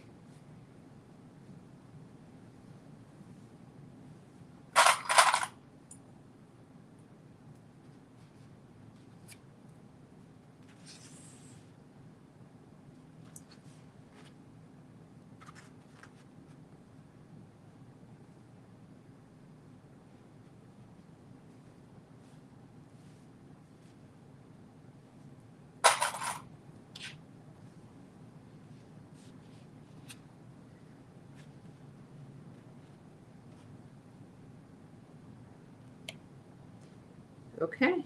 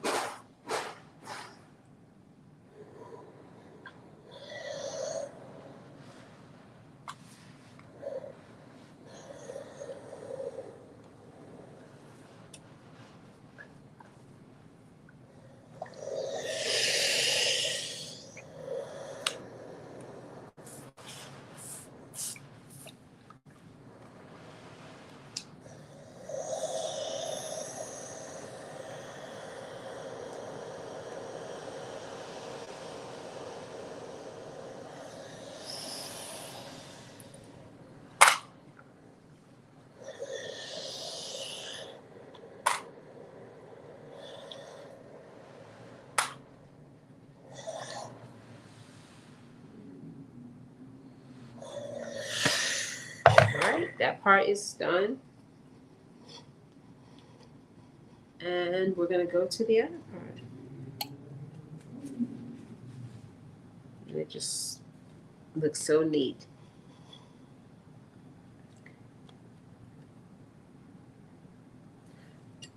All right. Next part is to do around the neckline, which is probably the trickiest of all the parts because it's curved.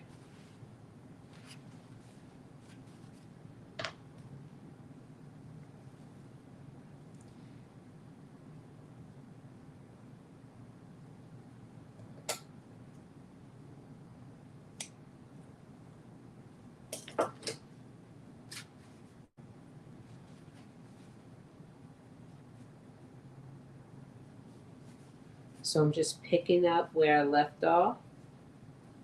And I struggled with this piece going around the curved neckline when I did it before as well. The best way to do it is try to make it as straight as possible.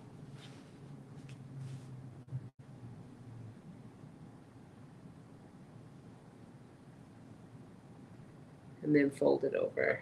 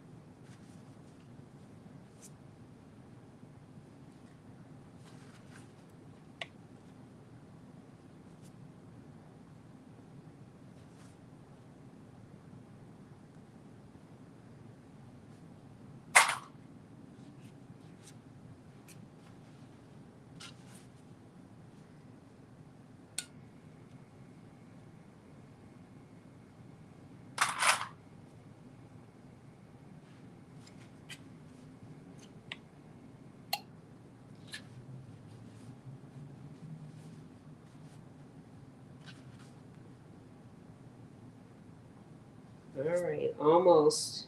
Last little section in the neck.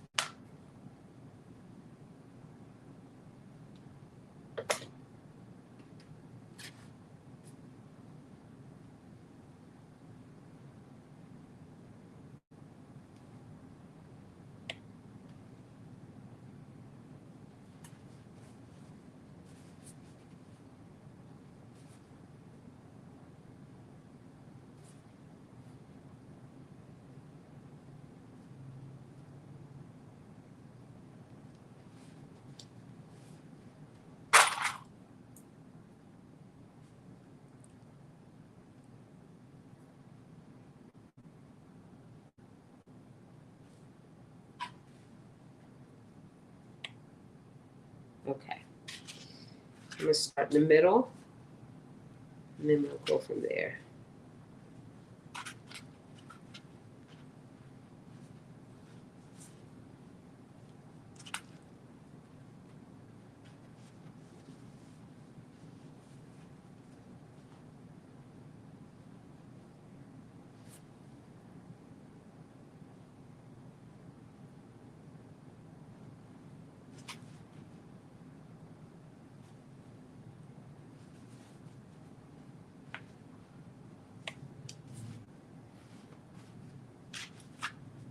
Here we go.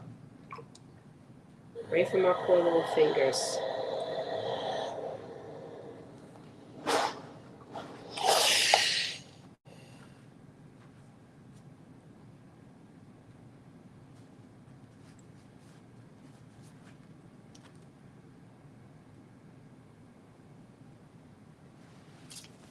Let me just see.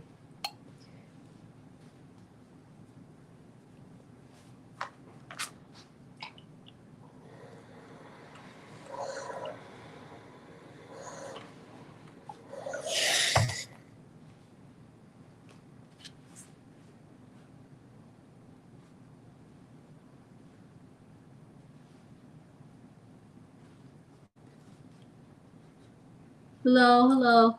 Hey, Julian. How are you? Happy Friday.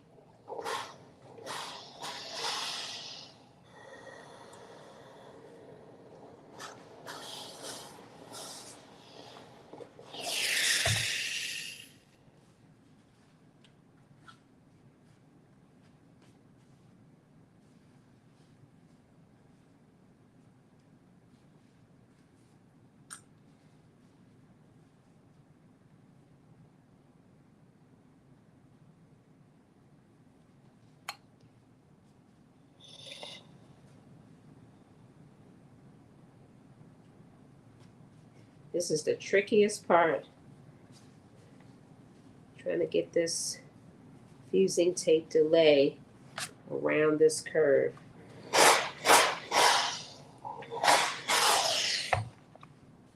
All right, I feel like we got it. Hi, Karen. Thank you for joining. Happy Friday.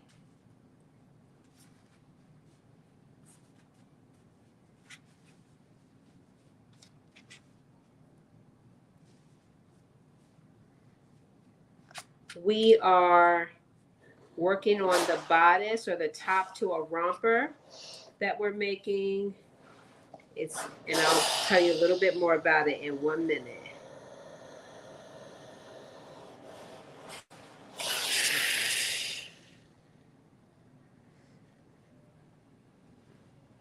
All right, I think that's about as good as we are going to get. And it's not perfect, but I think it'll be okay. We'll see. We will see. Okay, so we are making a romper using 2 patterns. Right now we finished the shorts, the bottom part, and we are working on the bodice or this top part using Simplicity 9010. And right now we were just creating our finishing around the neckline and along the back pieces, which are open. So we did try to use the hemming foot. The instructions call for bias tape, but I'm opting not to use the bias tape because I like to retain a lot of the flexibility, because I like to pull this garment, this top part, off my shoulder, and I feel like the bias tape is going to impact that. So some of the options that I gave as alternatives were to fold over twice and press, then stitch, or serge, fold over, press and stitch, or fusing tape, which is what we did. And that's what I've done in the past. It is easy to do along the straight pieces, but around the neck, I've really struggled to get that piece to look its best. So, and this time is no different than the others.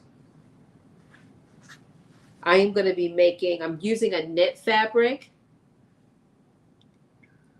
Hi, Caribbean Queen. I'm using a knit fabric, but I've also cut this in a woven too. So I'm going to try the hemming foot again when I do it on the woven.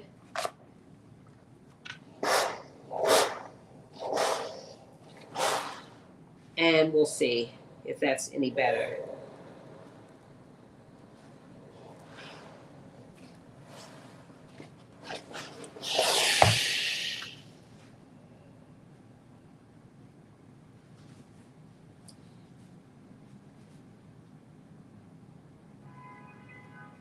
So we're doing the last little part of finishing.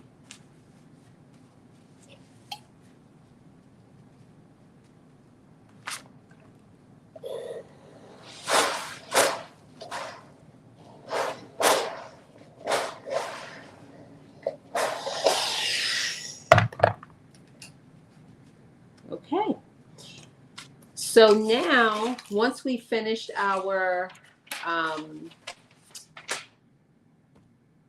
once we finish creating the finishing, then we're going to connect the right and left sides of this garment.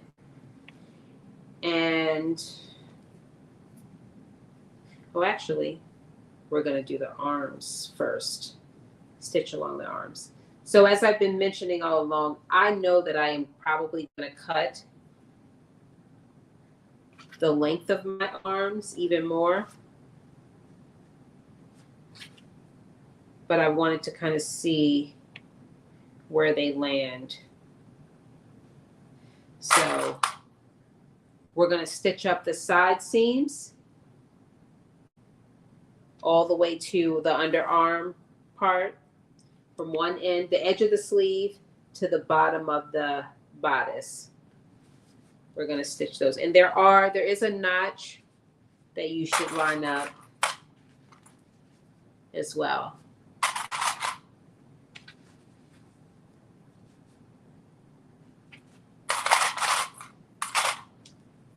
So once we finish stitching both of these arms, then we're going to connect the left and right sides.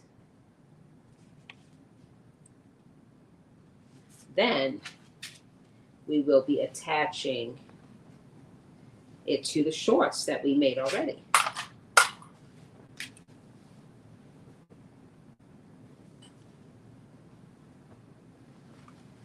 So right sides together.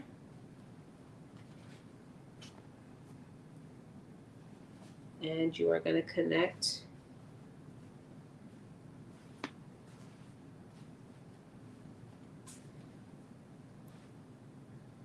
the side seams together.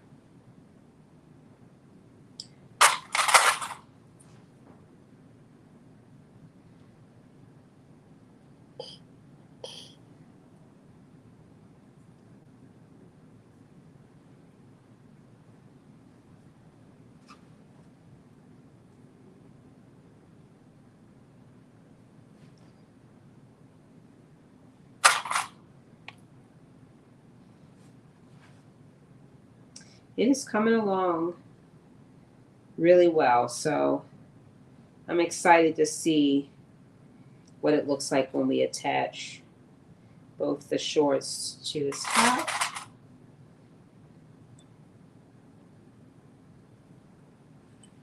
Just make sure that's lined up.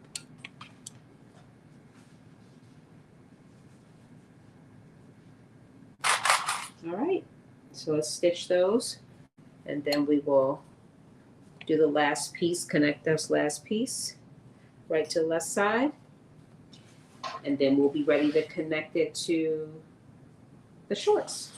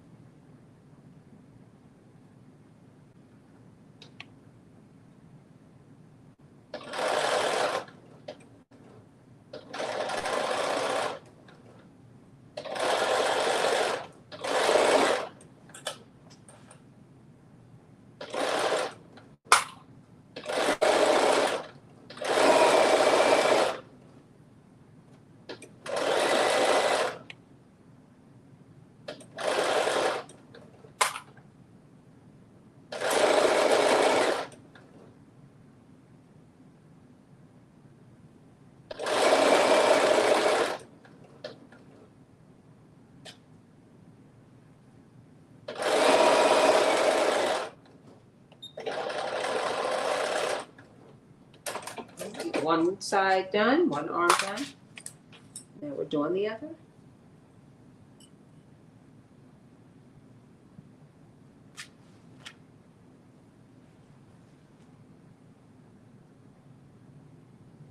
That's interesting. Let me see.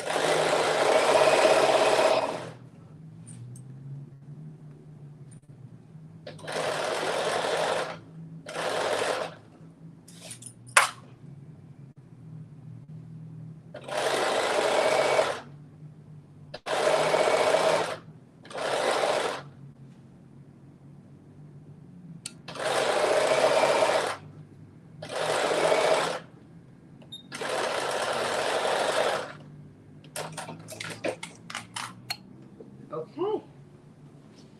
Now that we've connected everything at the arms,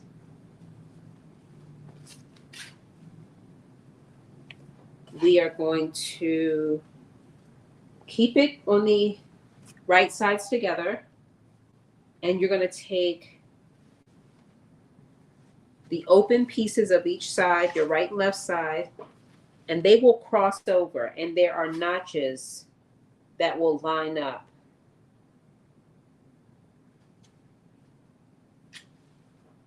Between the right side and the left side. So you're going to line up those notches. There's 2 notches. You're going to line those up. Pin. And you are going to stitch along the bottom of where the right side and the left side connect.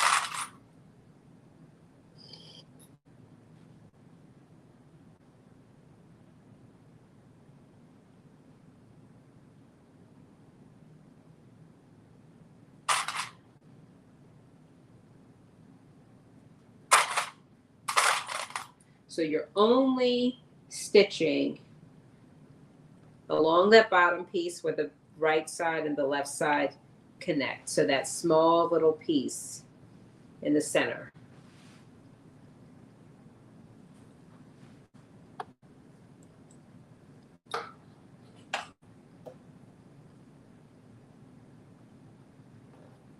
And you do want to make sure that it's 5/8 of an inch, because you have to use this portion to create a casing. Well, actually, let me correct that.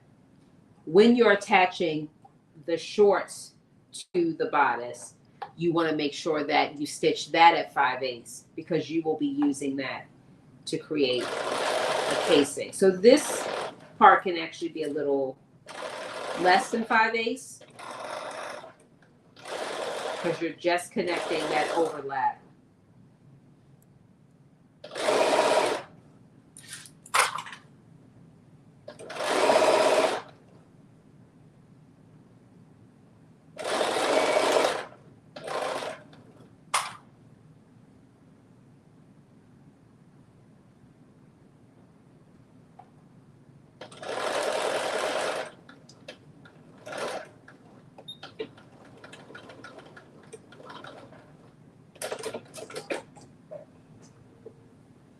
All right, so now you have it connected, and I'm just going to press along my neckline a little bit more, and then we are going to connect.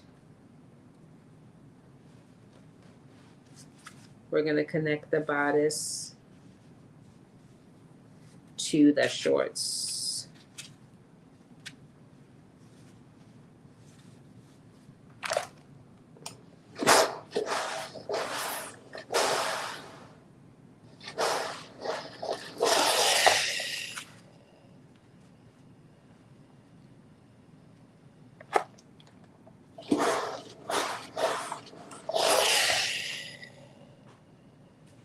So you're going to get your shorts out.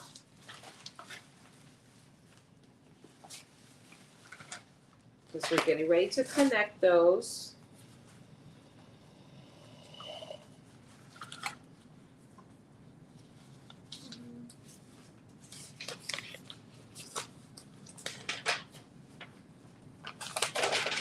And as I mentioned earlier, we're going to be following the directions in Simplicity 9010.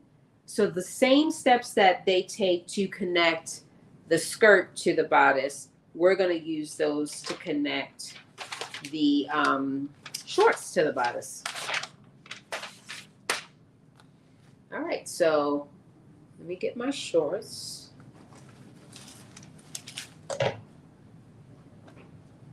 Here are my shorts piece. And it's going to be, again, another right sides together. So let me make sure that I have this aligned.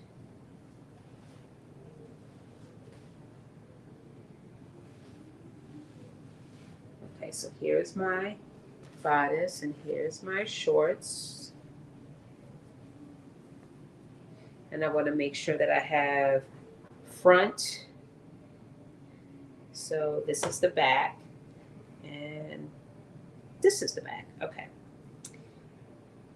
So now I'm thinking about how I'm putting this in. Okay. So you are going to line the back of your shorts up to the back of the bodice. And again, because these weren't the shorts that were intended, you want to make sure that you are lining them up. So I would line up the side seams first and then ease it in from there.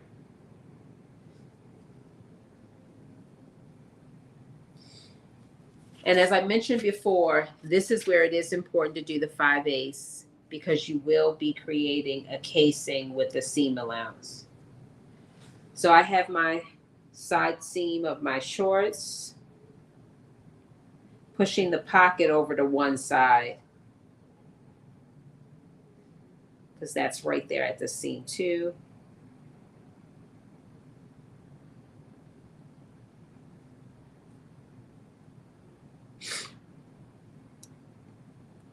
I'm just going to clip at one side and then I'll connect and clip at the other side. Again, lining up those side seams. Again, the most important step before you start clipping and sewing is making sure that the shorts, the back of the shorts is aligned with the back of the bodice. And the front is aligned with the front. So you don't attach them backwards. All right, so once you have the sides, then you will just make sure you're connecting each of the pieces. The front of the shirt to the front of the shorts, back of the shirt or the bodice to the back of the shorts. Remembering that where there's an overlap in the back of the bodice, that you're going to have 3 pieces.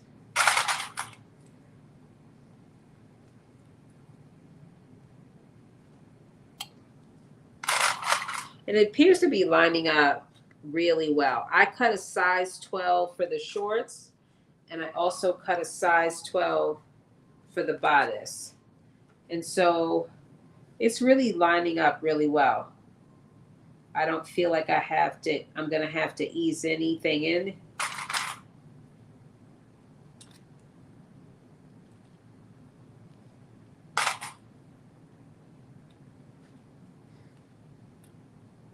Which is good to know when I start doing the woven, because it is less stretch, and so you don't have that much ability to be able to ease it in. All right, so I've gotten it completely connected.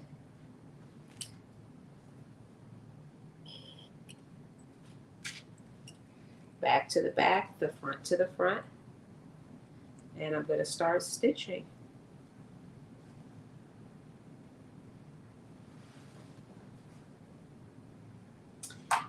And one of the last steps will be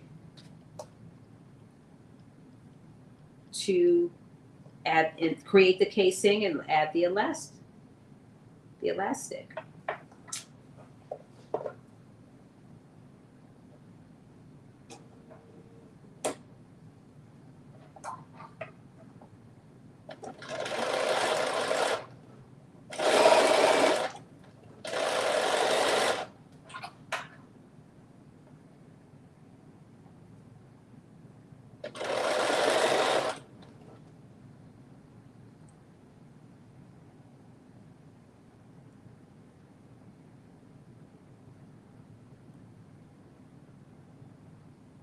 Probably could have used a few more clips.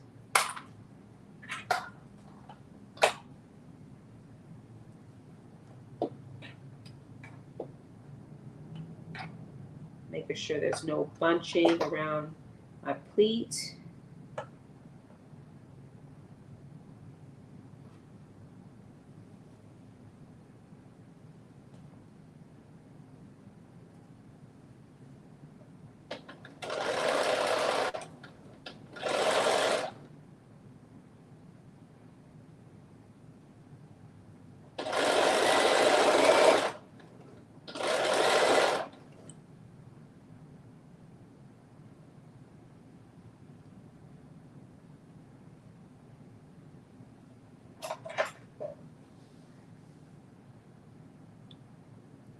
Hello, welcome to those that are hopping on. Thank you for stopping by.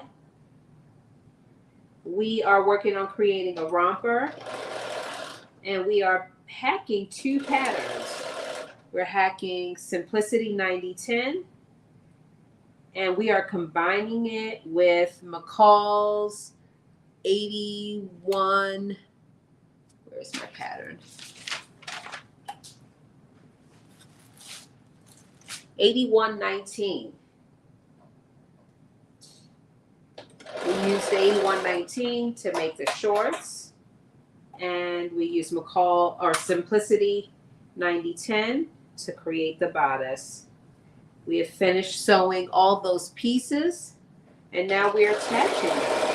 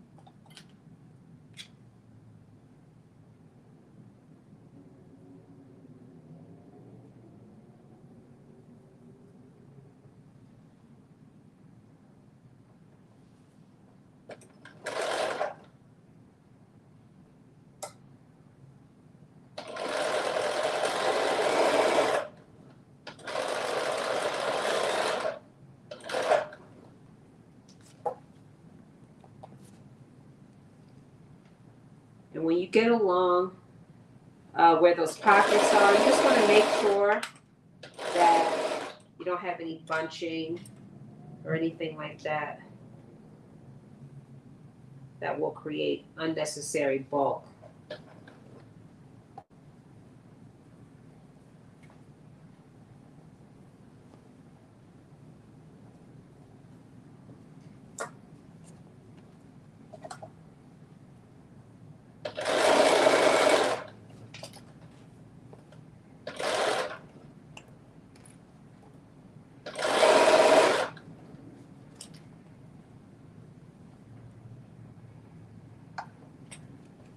All right, same thing when you get to those darts. You want to make sure that they're laying flat and just not creating any unnecessary bulk.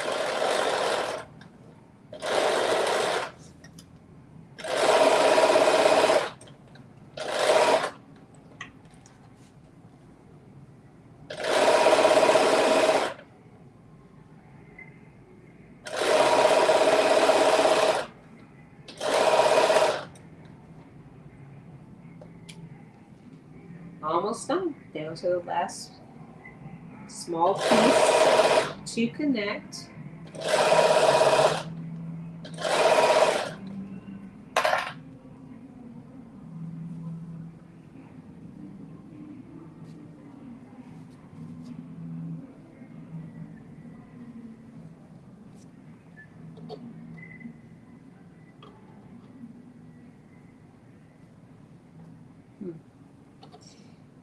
This is my pocket piece, so I want to make sure.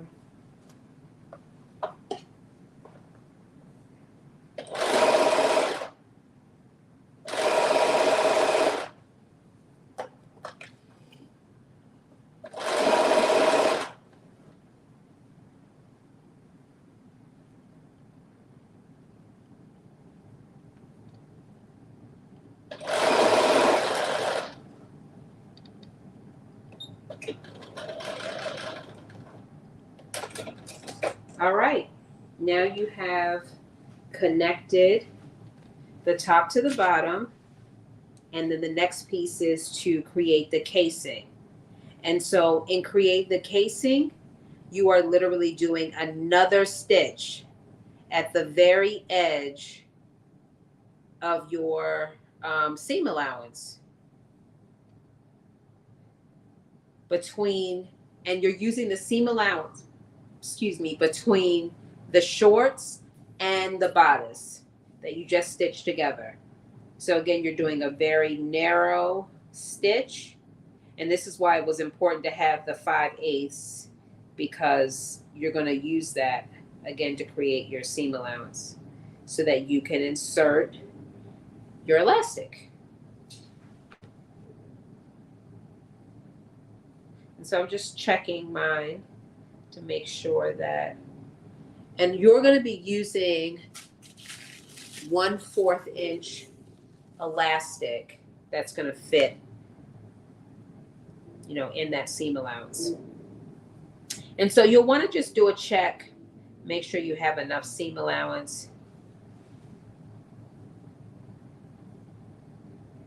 that your fabrics were lined up and you have enough.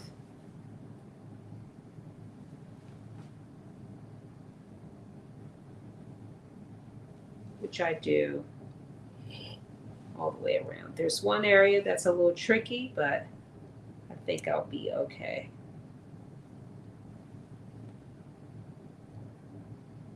The other thing that might be helpful is cutting out,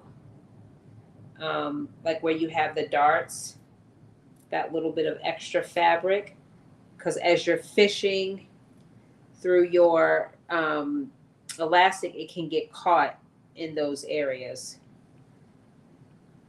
So it might just be helpful to clip them off to just clean up that inside portion. And that's what I'm doing right now. Just kind of cleaning it up so that when I start to fish that seam allowance, fish that elastic through the casing, it doesn't get stuck anywhere.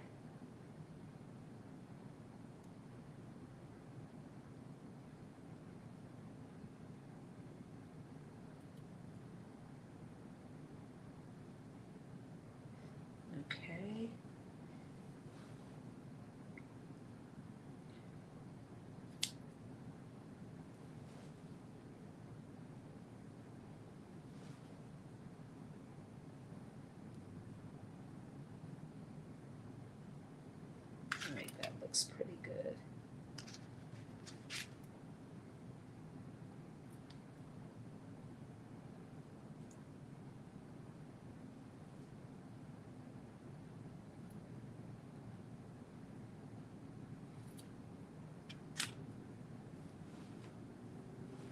All right, everything else looks good. Okay, so I'm going to create this stitch to create the casing, and then we're going to fish in. And I'm actually going to turn on this side.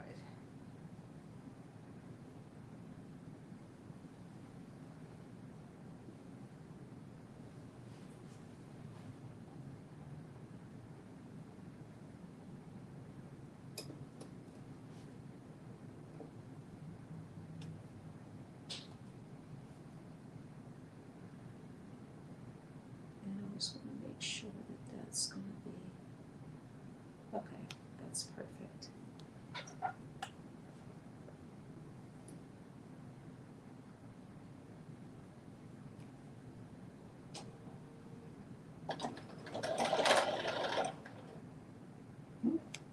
Looks like my thread came out.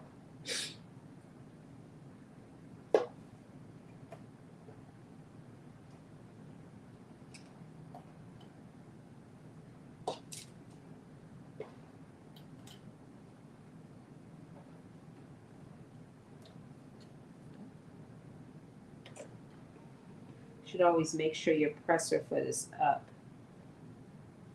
when you're rethreading.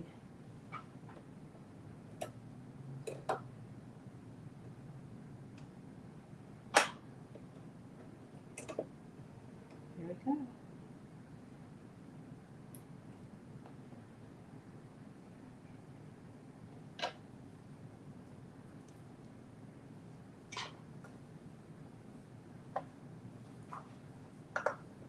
All right, now I think we're in business.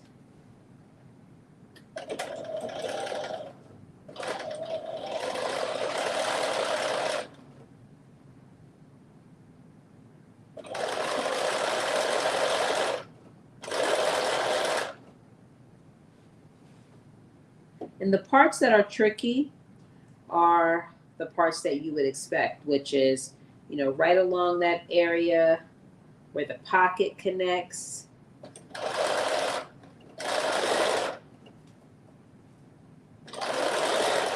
You just want to make sure that there's as little bunching as possible.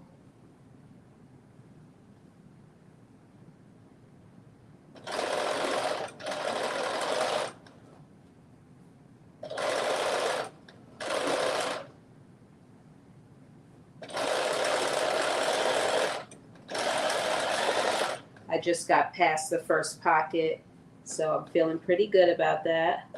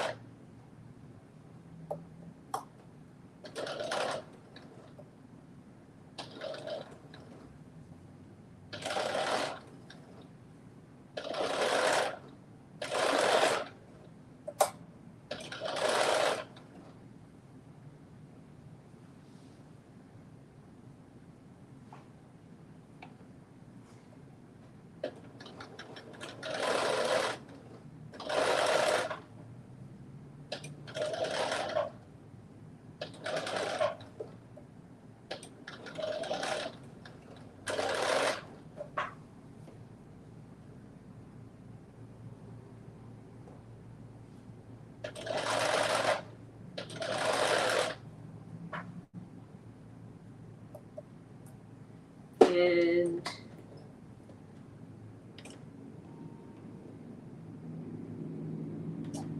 all right, there we go.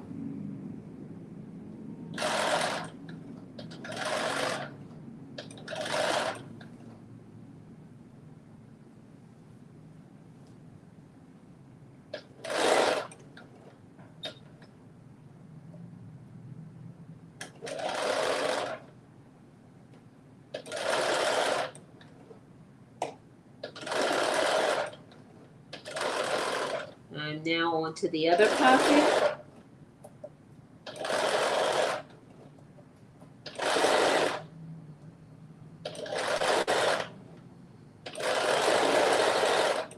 And I'm just like creating this very narrow stitch because there are a couple of little areas where it was close.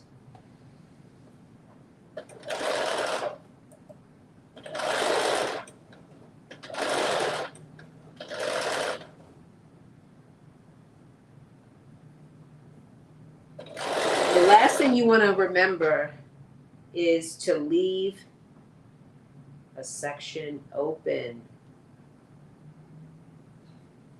so that you have, so I'm just going to put a clip in here to remind myself, do not stitch beyond, because otherwise you won't be able to insert the elastic.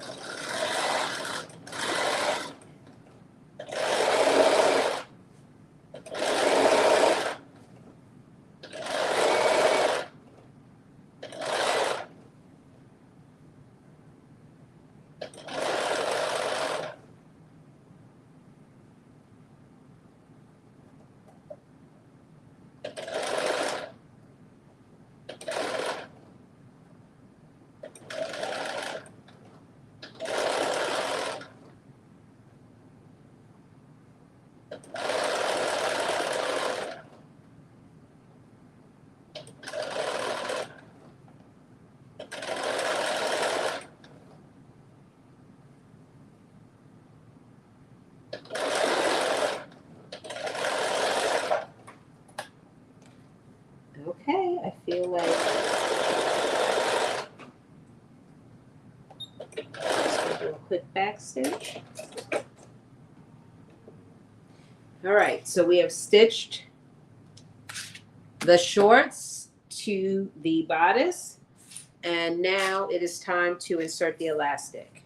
And in measuring the elastic, the way that I have done it is basically to wrap it around my body, give it a little bit of stretch, and then cut.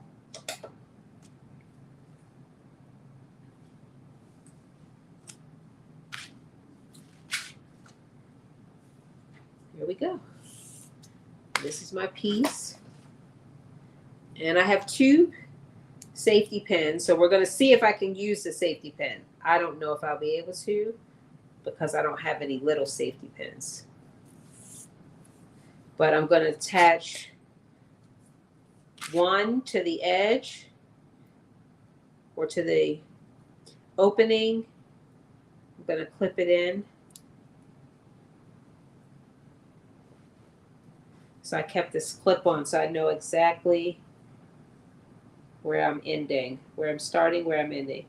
So I'm putting one piece there, and then I'm using the other piece to start fishing it through.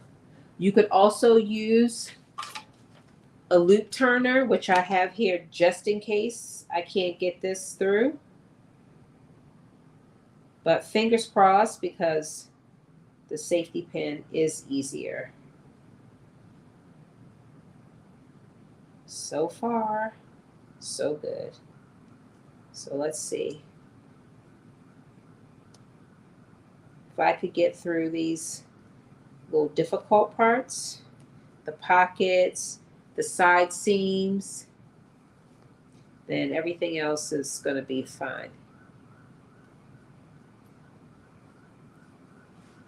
Oh, look at that. Okay, I'll fix that. So I have one little area, but I'll fix that.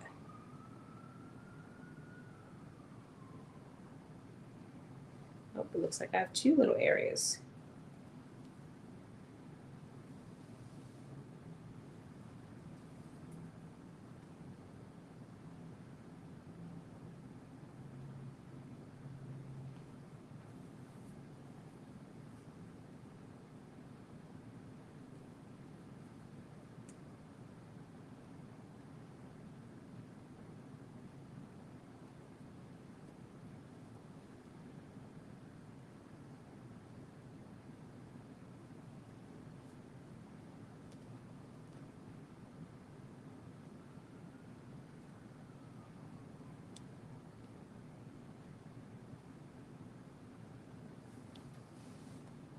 So one of the challenges, and you can probably see, is that when you have so many pieces, especially during the overlap, you may not have stitched or created the casing with the correct pieces. And so I had that happen, but I can go in and fix it.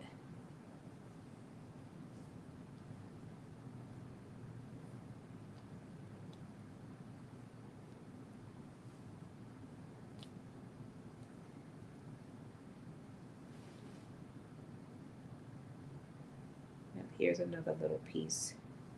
So I'm gonna have a lot of little corrections, but it's okay.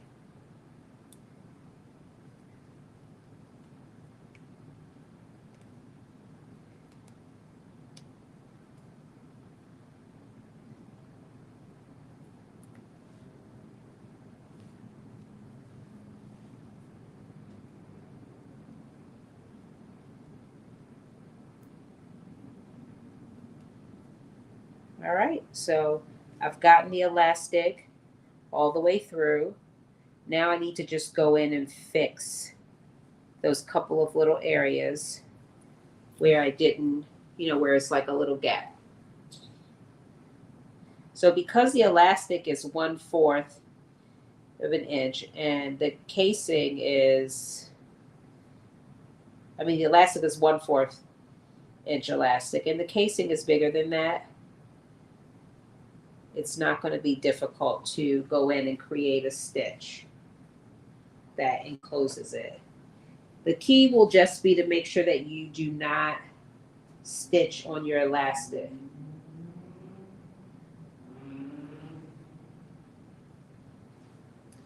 All right, here we go.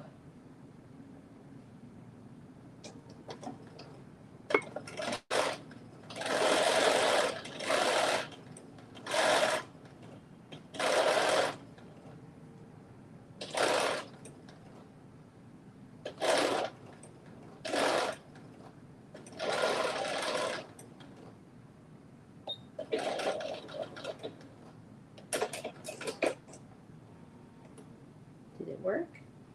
All right, I got a little bit of it, but not all of it. So we're going to do this one more time. This time on the shorter side. Make sure you can get it.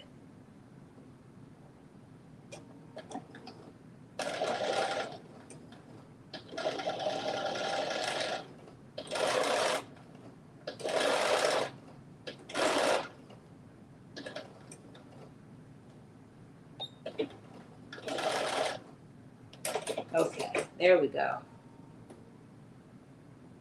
I got that, and I did not stitch the elastic. So I'm going to do this little piece. So I'm just cleaning up.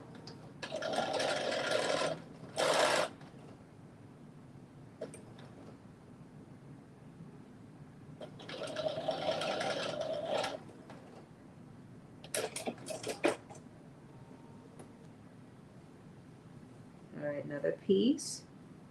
All right. I had a couple more, I think. Oh, here's another one.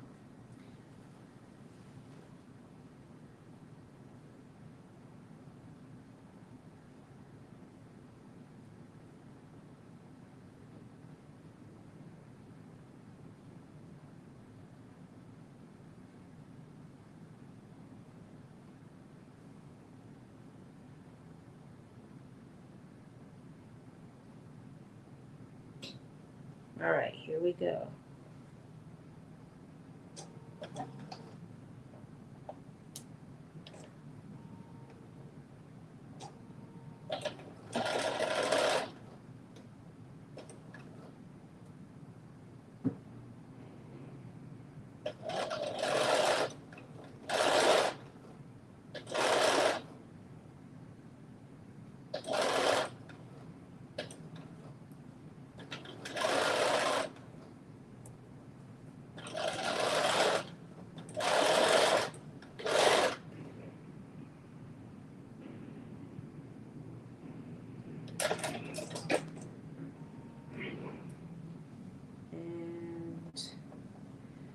Just do this little piece.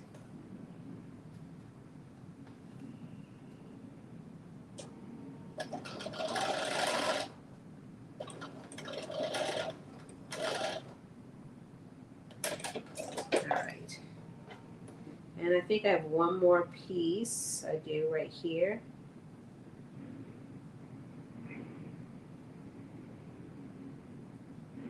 And this one I might actually end up leaving because it is short. It's a short piece. So it's going to be really hard to stitch. But this one I can actually do.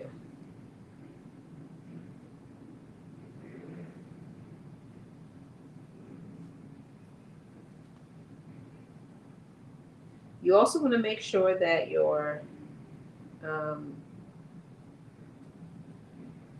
elastic does not get twisted.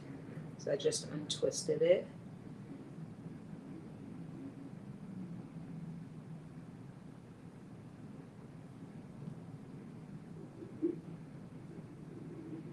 And now I'm just lining up those edges.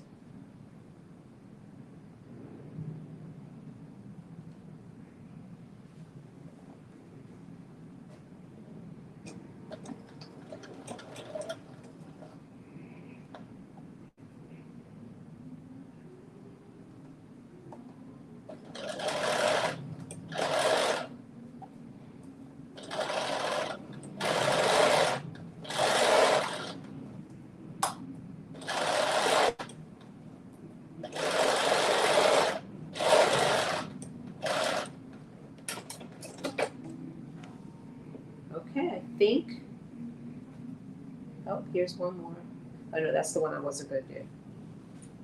All right, so the only other part we have to do is line up,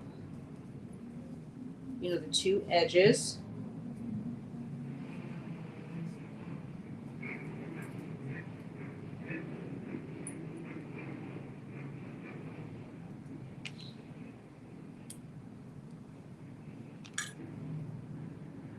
We're going to stitch those together. We're going to overlap them, put a couple stitches in there, and then we will close up the casing.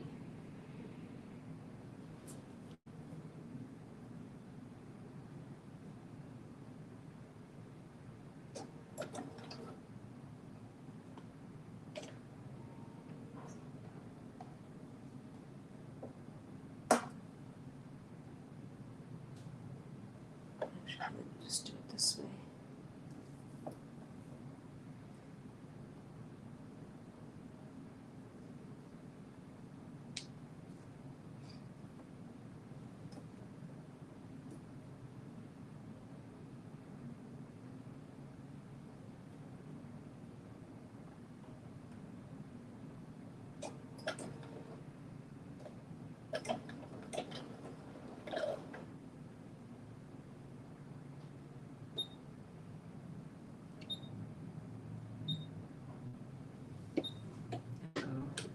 Guess my needle did not like that.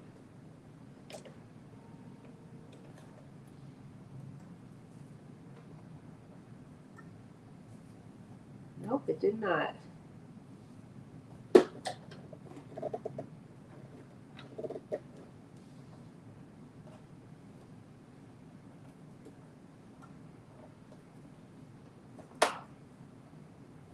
right, there we go.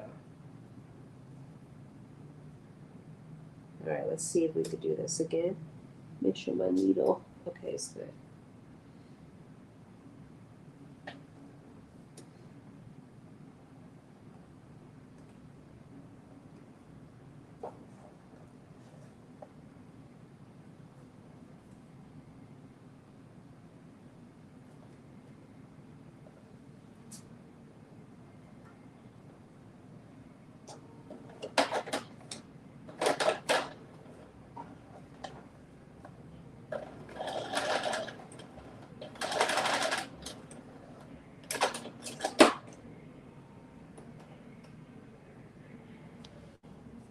All right. Looks like I need to that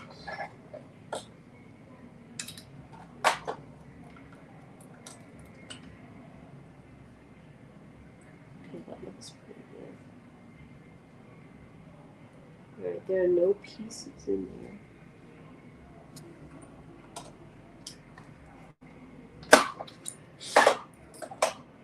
All right, we are almost done.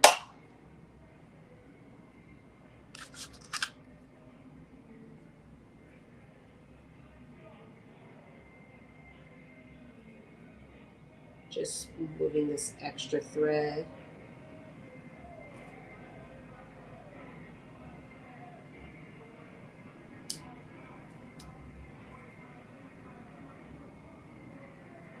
And we're going to take one more go to stitch these two pieces. Again, making sure they're not twisted.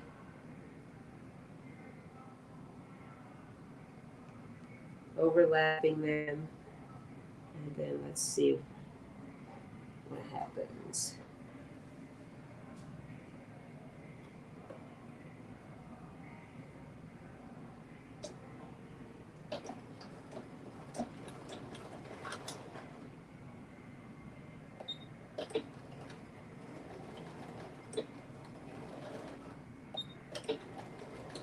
All right. A little bit of magic and we got it done. And now we are going to close this casing. I'm actually going to cut off the rest of this elastic.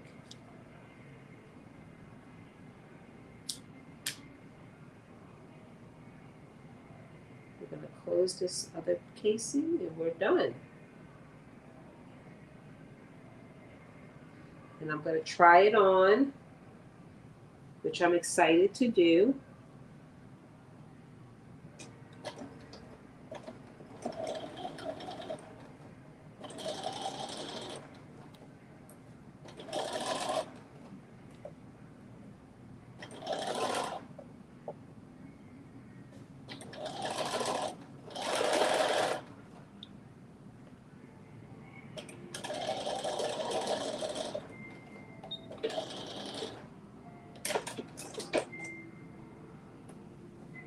Okay, so let me turn this inside out or right side out so you can see it for the first time, completely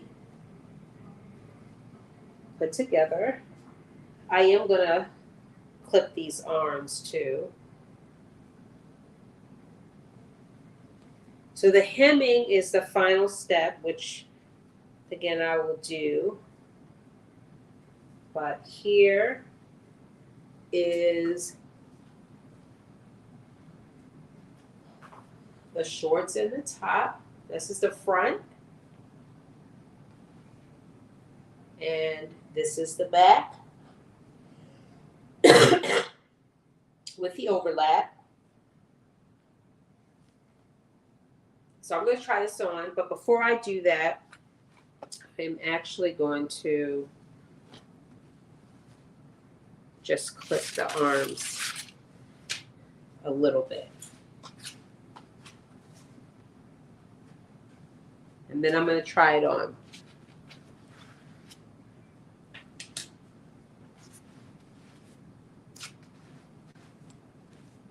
So I'm just lining up both of the arm pieces. This is kind of a makeshift way. I'm not going to cut too much off.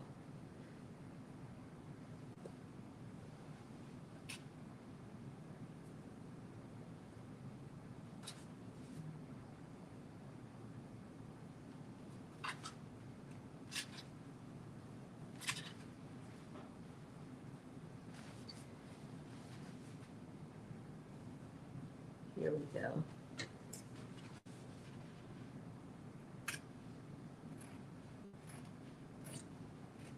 And again, I might cut more once I try it on.